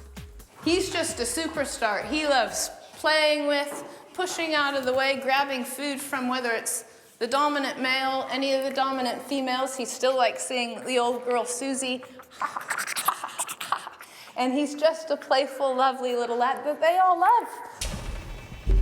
Julio's mum, Kuna, rejected him at birth. For his own safety, he had to be taken away. Get in there, hey! Is the baby okay, Alison? I believe so. We've got toes, fingers. I don't see any blood. Alison took on the mighty challenge of bringing him up. He's only the second woolly monkey in the world to survive being hand-reared. Good girl. As he grew up, he began to interact with other woolly monkeys.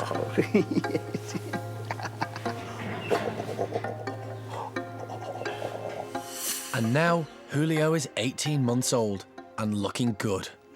For me, I'm just really pleased, but this is probably going to be one of the very last times that I'm able to sort of come in and see Julio and give him a little bit of a hug and a check as much as I am right now, because he's growing up, and this was our goal in the first instance, was to get him back into the family group of woolly monkeys and fully functioning so that he can have his own family one day. And, you know, job well done, I guess, because he's quite a nice little lad, even though you do suck your thumb still, I know. But as Julio enters adolescence, he's changing. His head's gonna change a lot, so over his eyebrow ridge, like LeVar, the dominant male, he'll get much broader on the head. His shoulders will fill out. The base of his tail will become much thickened. Also, of course, the huge canines that just make what is a very excitable, high-strung, temperamental species downright dangerous as they become fully matured and fully armed. The woolly monkeys are part of a global endangered species breeding program, and every new baby is important. So the whole team are excited that Julio's mum, Kuna, is pregnant again. But they're also worried. She might reject the new baby just as she did Julio. What we want is for the baby to grow up with its mother, with Kuna. So we're hoping that she's grown up a bit more and that she'll do a better job than she did with Julio the first time around. So hopeful, but wary. Back in Paris, baby orangutan Linger is meeting animal manager Jeremy, and he's gone into her enclosure. She's better when I'm sat on the floor. Jeremy sits down in an attempt to make Linger feel more comfortable. You coming over here? Hello. But the food is much more attractive than Jeremy. Okay. Of course, she's got to learn a whole new routine of living with other animals. She's got to learn to share. But the way she knocks back her food in 2 minutes, not having any competition, would suggest that that won't be too hard. Orangs are not renowned for being overly active, but she's a very active young lady. Probably make her more of a nightmare to look after because she's always into things that she shouldn't be. But that's all okay. So far, Jeremy and Linger have got along well, but he's kept his distance. Gaining an orang's trust comes in stages. Will she let him make physical contact? What are you doing? What are you doing? Are you bad? You a bad girl? You a bad influence? I suspect so. I suspect you'd be a real bad influence on our people. I don't know why we should inflict you on them. If you don't get pushy, you know, she's now offering herself for a tickle here, so I'm taking up the offer and it's all good. You know, whereas if you wade in gung-ho to start with, it'll only go badly. Whereas if she's just come and been quite comfortable in my presence, now she thinks that's fun. And I know some of these places which makes all eggs fall apart when you touch them. There's one. Particularly around there. Particularly around there. Coming up, Jeremy gets more than he bargained for. You don't know any other games, do you? All you know is fighting silly games. The orangutans get some exercise climbing for melons, and Eddie becomes the most popular chimp in Paddy's group, at least while her ice lolly lasts.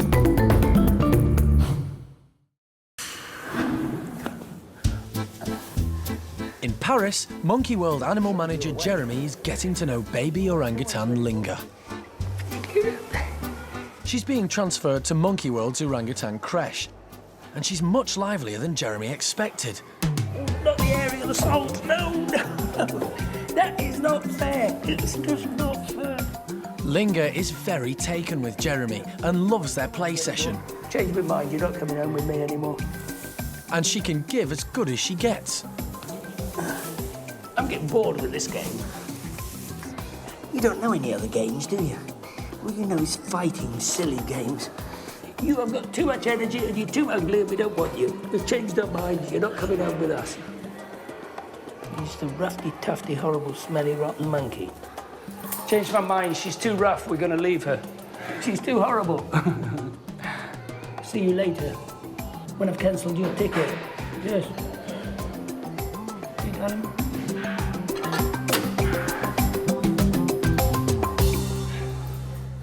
Jeremy's happy. They're going to transfer Linger to Monkey World in the morning. Yeah, just spent half, three-quarters of an hour with Linger and had the living daylights knocked out of me.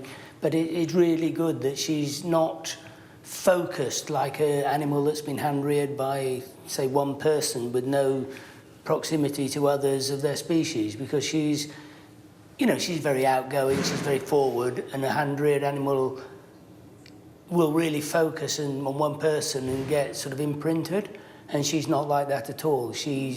They've really brought her up well with many people being involved, so she doesn't get too fixed on one person. So I'm really happy, and I'm sure it'll be a lot nicer for her, the whole move, you know, for a new life at Monkey World. 4 o'clock tomorrow morning, we'll start the journey home. I want to make a good early start tomorrow, much to the horror of the local people who are going to help me put her in the van. But then, you know, the earlier we can leave here, then the earlier we'll get back to Monkey World and more of the day she has to settle in. Linger's keepers will join her on the trip. This will make her feel more secure, and they can see that she settles well. They've looked after her for 2 years, but they know it's the best thing for her. Linga a été élevée à la main par nos soins, et c'est devenu une petite guenon tout à fait indépendante, très joueuse, très active, prête à intégrer un nouveau groupe le plus tôt possible. Donc on est tous évidemment très tristes de la voir partir, mais très optimistes quant à son futur avenir au Monkey World avec ses petits congénères. Later, how will Linga cope with the early start as she begins her journey to Monkey World? Twist her arm, you know, okay, I'll have an early breakfast. As long as I don't have to get out of bed. And can little Eddie still get whatever she wants from her dad, Paddy?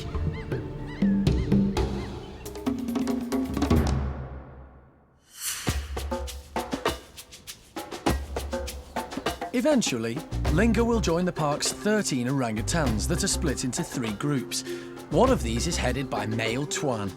He's lucky enough to have 4 girls in his group.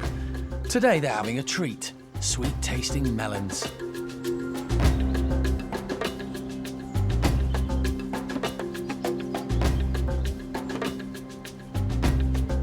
Amy loves her food. and she'll stop at nothing to get it. Xiaolan ranks below her in the pecking order and is smart enough to give up her prize. In captivity, female orangutans develop a hierarchy relating to age and size. Amy takes full advantage of her top position. In the wild, orangs forage for leaves and fruit in the forest canopy, so the keepers have placed the melons high up to encourage them to replicate their natural feeding behaviour.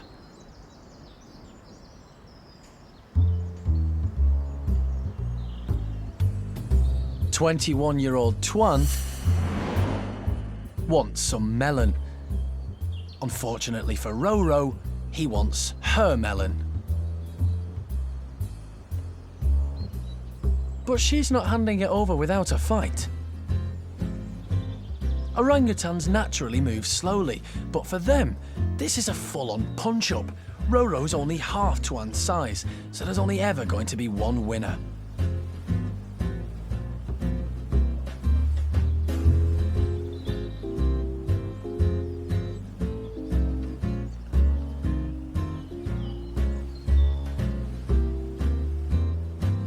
In the wild, orangutans spend much of their day feeding, and fruit makes up about 60% of their diet. After making her way through nearly 2 whole watermelons, even Amy's full. So Roro finally gets a melon to herself.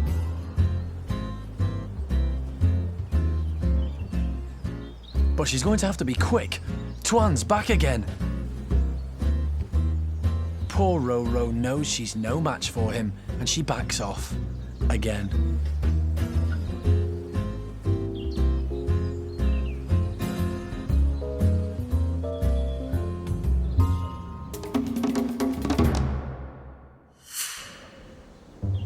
On the other side of the park, Paddy's troop are enjoying their giant ice lolly. But like the orangs, the chimps aren't always good at sharing. Youngster Eddie hasn't had any of the lolly. And prankster Gamba decides Eddie's just one mouth too many.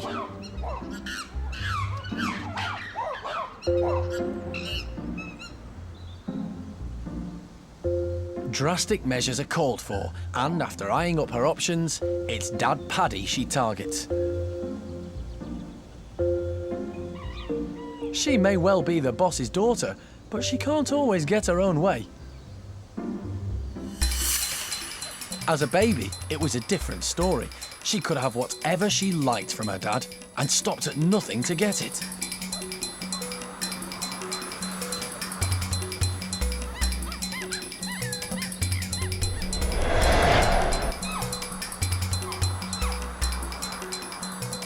Today, Eddie's struggling to get her hands on any of the treat, but she's not about to give up.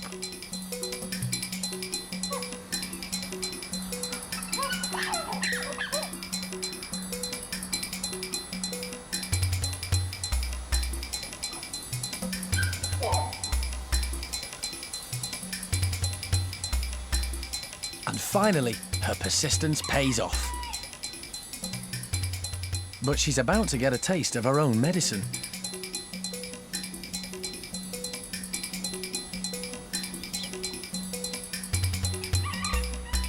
Suddenly, she's the most popular chimp in the park.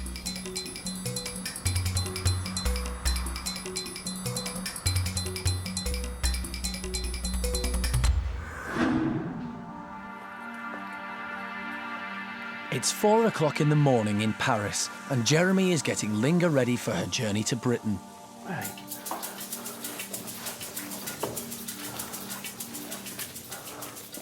There we go, a bit warmer. Having an early breakfast, so she doesn't seem to object to too much. Twist her arm, you know, okay, I'll have an early breakfast. As long as I don't have to get out of bed. Of course, the sooner we set off, the sooner we get home, the sooner we can settle her in back at Monkey Worm. It's quite a long day we've got in front of us. Jeremy arrived in Paris less than 24 hours ago, but he and Linga formed an instant bond. Very pretty little girl, aren't you? Yes, you are. After an early breakfast, it's time for the team to get moving. Right, we'll go now, yeah? The sooner we go, the better, and then she can start settling down.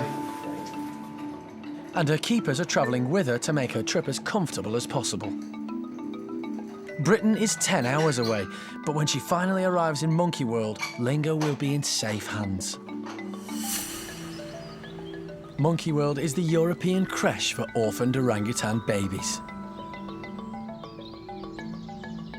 It's currently home to 4 toddlers cared for by foster mum Arme. Everybody hopes that Linga's outgoing nature will help her settle in around the likes of Aris and the gang.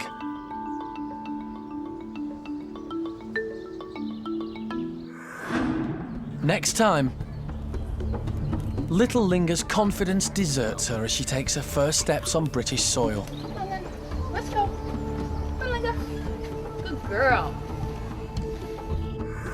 An operation on Chimp Brian's teeth reveals the damage caused from his traumatic past life. That looks like dead old tooth to me. It's the wrong colour, which indicates it's probably dead. It's moving, which it shouldn't do. It has to go. So I may as well get on with it while the X-ray is being developed.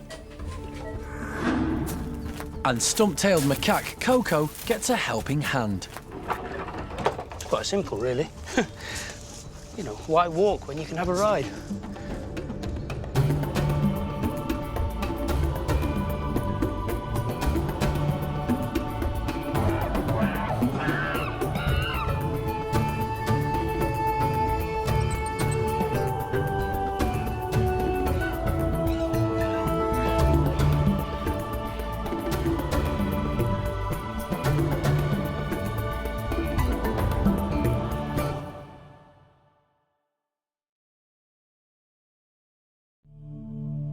This is Monkey World in Dorset, the largest ape and monkey rescue centre on the planet.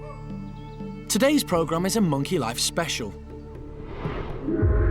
In Vietnam, Monkey World is embarking on an exciting new project, their first foreign sanctuary for endangered primates, a new Gibbon rescue centre, protecting these rare animals for the future. Monkey World as a rescue centre has taken 20 years to build up. We're trying to put a rescue centre here in just a few months. We trek through dense jungle in a search for golden-cheeked gibbons in the wild. Ow, it's the gibbons. But will the team catch more than just a glimpse of these elusive creatures? And at Monkey World, Peanut and her family experience life in the treetops for the very first time in their new home.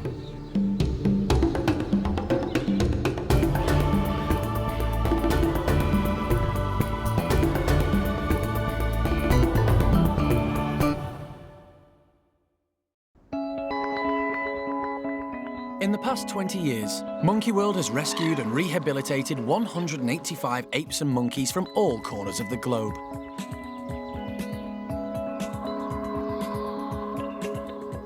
But their latest project means that many rescued primates can remain in their native country.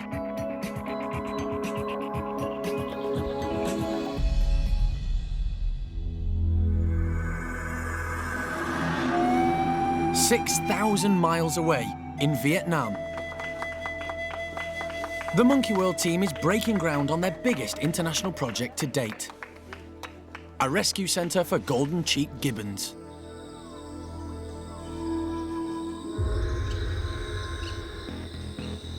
Vietnam is home to some of the rarest wildlife in the world.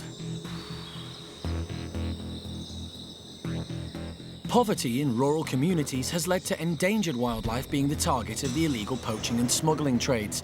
Without help, golden-cheeked gibbons could face extinction.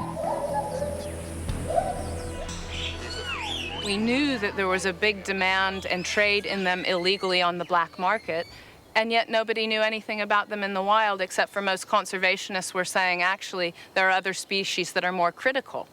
Well, it was a very sort of grand statement to make when you don't actually know anything about the golden-cheeked gibbon. So I guess at that point in time, which was about 4 or 5 years ago, we decided, well, perhaps this is something that actually we could do, that Monkey World Ping Tung Rescue Center and the Vietnamese government could grab hold of and actually do something significant for an endangered species before it faces extinction.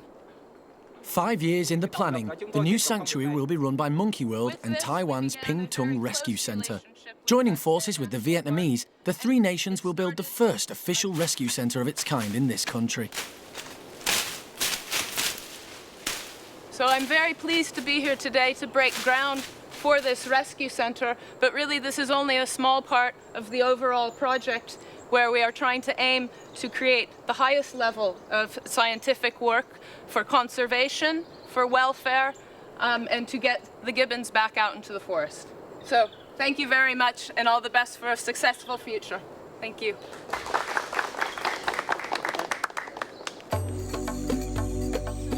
The centre will be built in Vietnam's largest and most diverse conservation zone, Cat Tien National Park. Covering almost 80,000 hectares, Cat Tien has been called the Amazon of Asia. At the entrance to the park is Tien Island, which will house the rescue centre. Much bigger area than we had ever dreamed of or even considered, and that's how the whole process got started. We came across to the island and did an initial survey and scout through, and it was perfect. There are primary trees growing here. It's mostly secondary forest, but it's just beautiful. It's an island, it's isolated, yet it's right alongside of the national park, so very easy to bring utilities and labor in to look after a rescue center. And with careful design and management, it wouldn't have to have a big impact upon the island. And it was all agreed. Everybody was unanimous, including the government. Everybody was very happy for an endangered primate rescue center to be set up on Tien Island at Cat Tien National Park. Monkey World's operations director, Jez Hermer, has joined Alison in Vietnam, and they're surveying the site. Just simply amazing. In 24 hours, our road has been cleared effectively, and it's all been done by hand, so they've just thrown manpower at this and done the deed, which is really nice to see. Actually, is looking around, they've left quite a few of the big trees that might have sort of encroached upon what is going to be our central road, so they are being quite sensitive to what's out here and not just mowing everything down. And now we can get a better look heading into the middle of the island and where the primate center is going to be. The rescue centre will be home to 20 gibbons at a time. They will be rehabilitated and, where possible, returned to the wild, making way for more gibbons that need help. It'll be a continuous process. We've got to start recruiting staff, training staff, we've got to start getting equipment in and just preparing the whole thing ready for the first animals to move in here sometime next year. If you think about Monkey World as a rescue centre, it's taken 20 years to build up. We're trying to put a rescue centre here in just a few months. There's a whole raft of stuff that's got to be organised, and so it's going to take quite a bit of focus from us back in the UK to make sure this is on track. Later at Monkey World, one gibbon family gets to experience life as it should be, high up in the treetops.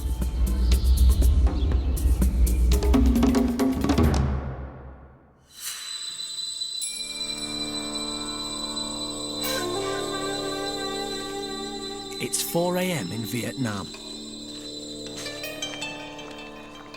The team are heading deep into the jungle. They're hoping to catch a glimpse of golden-cheeked gibbons in their natural habitat. Monitoring the wild population of the gibbons will help everyone understand more about the needs of the rescued primates when they're brought to the new centre, and when they're re-released back into the wild. But in order to find the gibbons, they need to hear them call. It's a waiting game.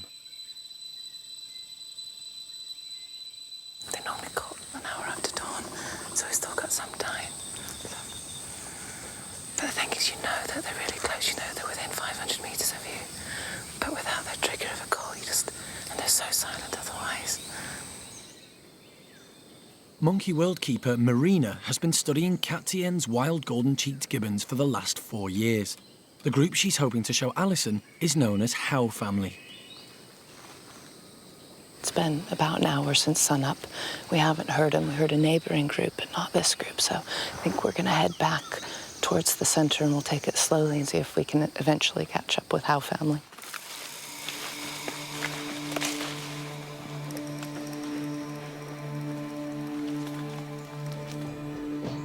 Very little is known about the golden-cheeked gibbons, as they're incredibly difficult to follow through the dense jungle they occupy. Poaching has also made them extremely shy of people. The seasons make a huge difference here, and it's coming into dry season now, so every step is a crunch and a crack and a break of a branch or leaf litter. And there's just really, it's really difficult to move quietly through the forest right now.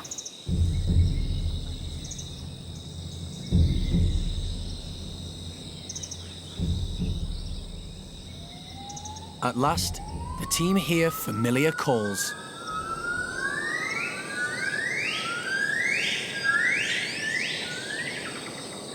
They called for 12 minutes, which is their average time, which wasn't enough to get to them.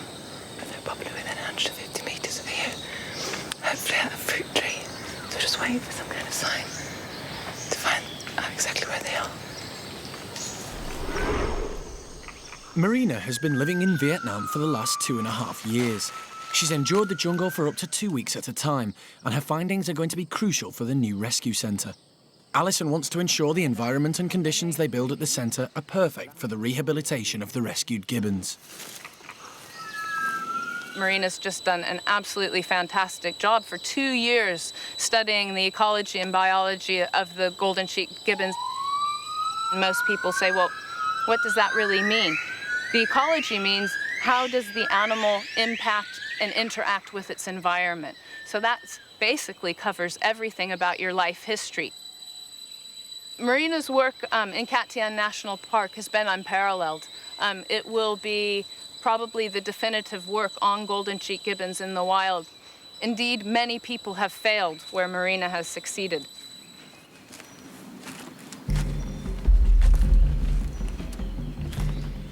Mr. Bing is a forest ranger and tracker.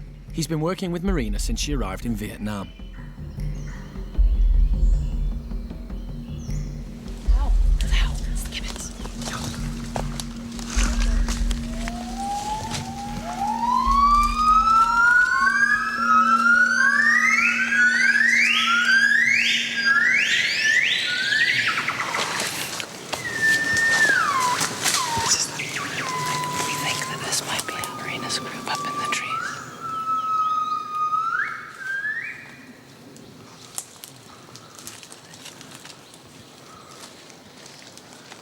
Unfortunately, the gibbons are not Marina's study group.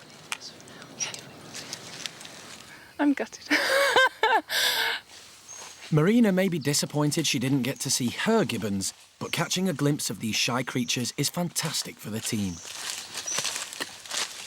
It is really difficult. It's secondary forest, which means there's a lot of low-level shrubbery, so you can't go easily. Like in primary forest, the ground's all clear and you can just fly. And other gibbon species, some of them call for 40 minutes, for an hour and a half, and they call 2-3 times per day. But golden-cheeked gibbons here call within the hour after dawn, sometimes just like 4 minutes, on average 12. And if there's a young male in the group, that's when it can go longer, up to 40 minutes. And it's just once per day, that's it. The only other time you'll hear a peep after them if there's a boundary battle or something, they're scared, and that's just females alarm calling. So they don't give you much chance to find them. Coming up, the team discover snares and traps. This is less than 72 hours, definitely. It's a chilling reminder that illegal poaching still exists in the national park. And, even worse, they see the full extent of the damage a snare can cause.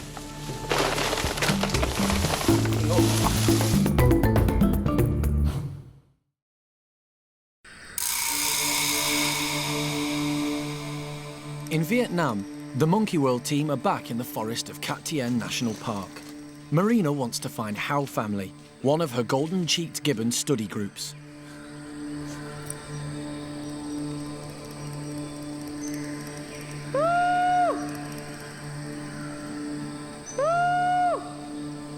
Before Marina's 4-year-long research into Cat Tien's golden-cheeked gibbons, very little was known about them. But in order to stand the best chance of releasing them back to the wild, it's vital to know as much as possible. The team aren't having much luck. Spotting the reticent gibbons in this large forest is proving extremely difficult. But they do spot another rare primate.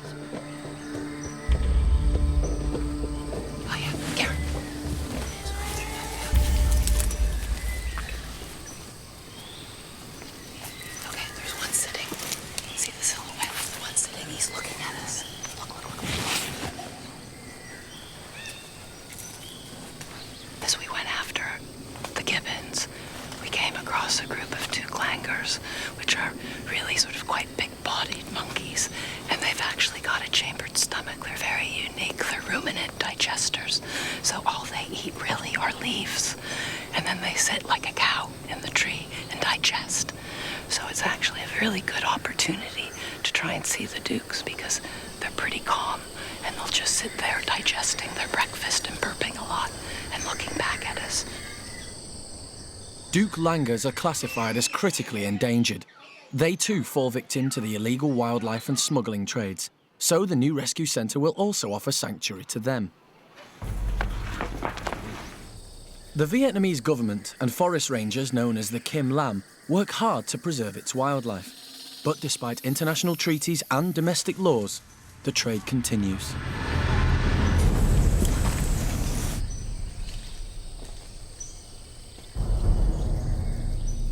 Further into their trek, the team finds snares and traps that have been laid just hours ago. This is less than 72 hours, definitely. Look at that. Look, this is as fresh as anything. It's brand new. This is totally illegal. There's Mr. Bing and his Kim Lam, his rangers, patrol the forest, trying to keep the people out. But it's quite a small area. There's a lot of poor people surrounding Cat Tien, and they just keep coming in.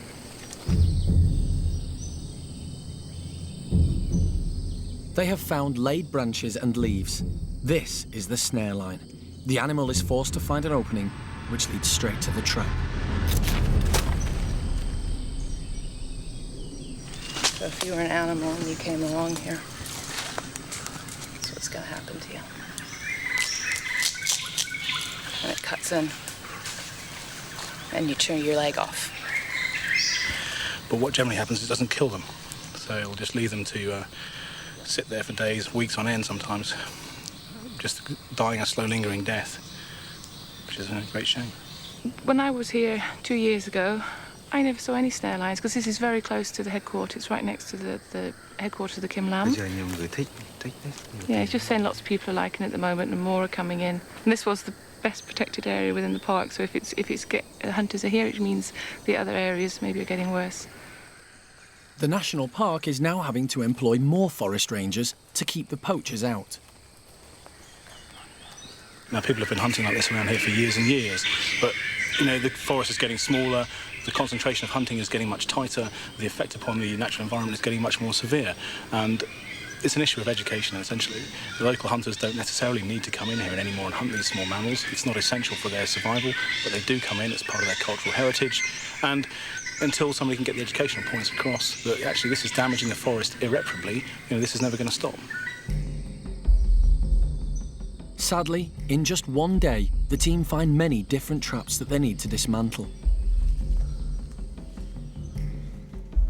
And later, they come face to face with the reality of what happens to an animal that's been caught by a snare. It's a Duke langur, one of the rarest primates in the world. And, you know, you see these little signs all over his body of what his previous life was. And now that's tragically over.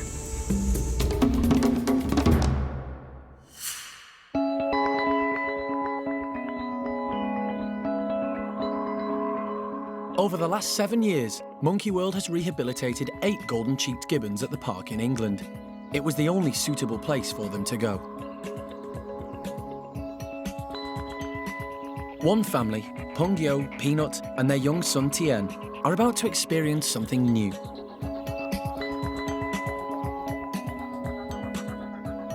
Attempting to make life as natural as possible for their resident gibbons, the team has created a new 2-acre enclosure, including a large wooded area. This will enable the gibbons to behave as they would in the wild.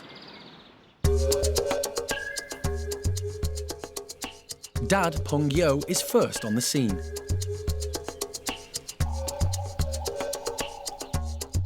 But Mum Peanut has her youngster to think of, so she's more cautious. But not for long. The lure of the forest is just too tempting. It's a great moment for the primate care staff. It's the most wonderful thing to see these gibbons in the trees. They've been stolen from the wild as infants, taken into the illegal pet trade, and they're using their trees like they've never been away. Just really goes to show that the natural instinct is there. They know how to handle those trees. It's so often said that you can't put these animals back into a natural environment because they won't know how to do it. Peanut and Pungyo know exactly what trees are for. They know how to use them. They're there. They're using a forest. Tien is now 11 months old and a confident young Gibbon. This is his first tree climbing experience and he clearly loves it. Gibbons move at great speeds and can jump around 40 feet. In the wild, they spend their lives living high in the tree canopy, and it seems that's just what this family are going to do.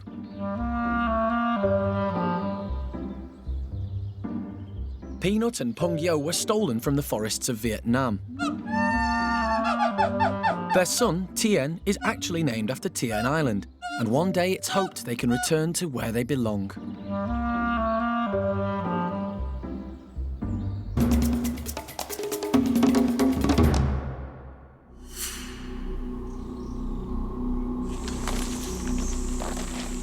Back in Vietnam, in Cat Tien's headquarters, Alison and Marina are about to see firsthand the damage a snare can cause to an animal. This is a black-shanked Linger, one of the most endangered primates in the world. He's lost his leg and would have endured a slow and painful death. Just a few hours ago, the team were lucky enough to see a wild troop on their trek through the jungle. You try not to get too emotional about these things and just deal with the practicalities.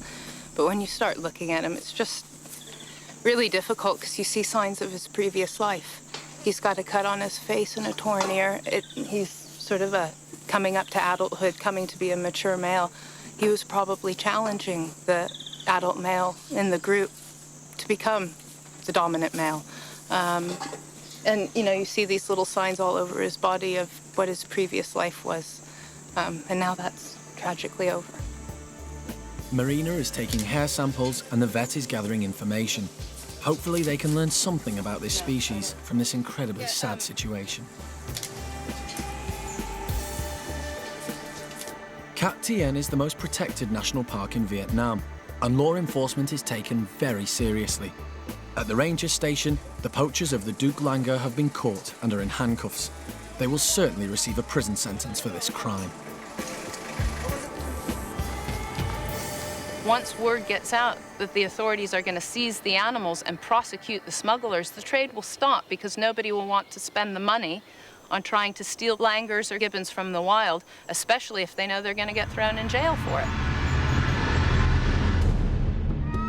Next time. In Vietnam, the team find Gibbons living as pets, but will they be able to come to the new rescue centre? Would he be happy to consider her future if she were able to go back to the forest in the next couple of years, if that were possible? Would he consider that for her? At Monkey World, young orangutan Kai discovers, when it comes to food, being cute means nothing. And in Paddy's chimp group, Susie gives birth to her second baby. She's looking after the baby, she's holding the baby. We've actually seen it suckle now, so things are looking very positive for everything to go well.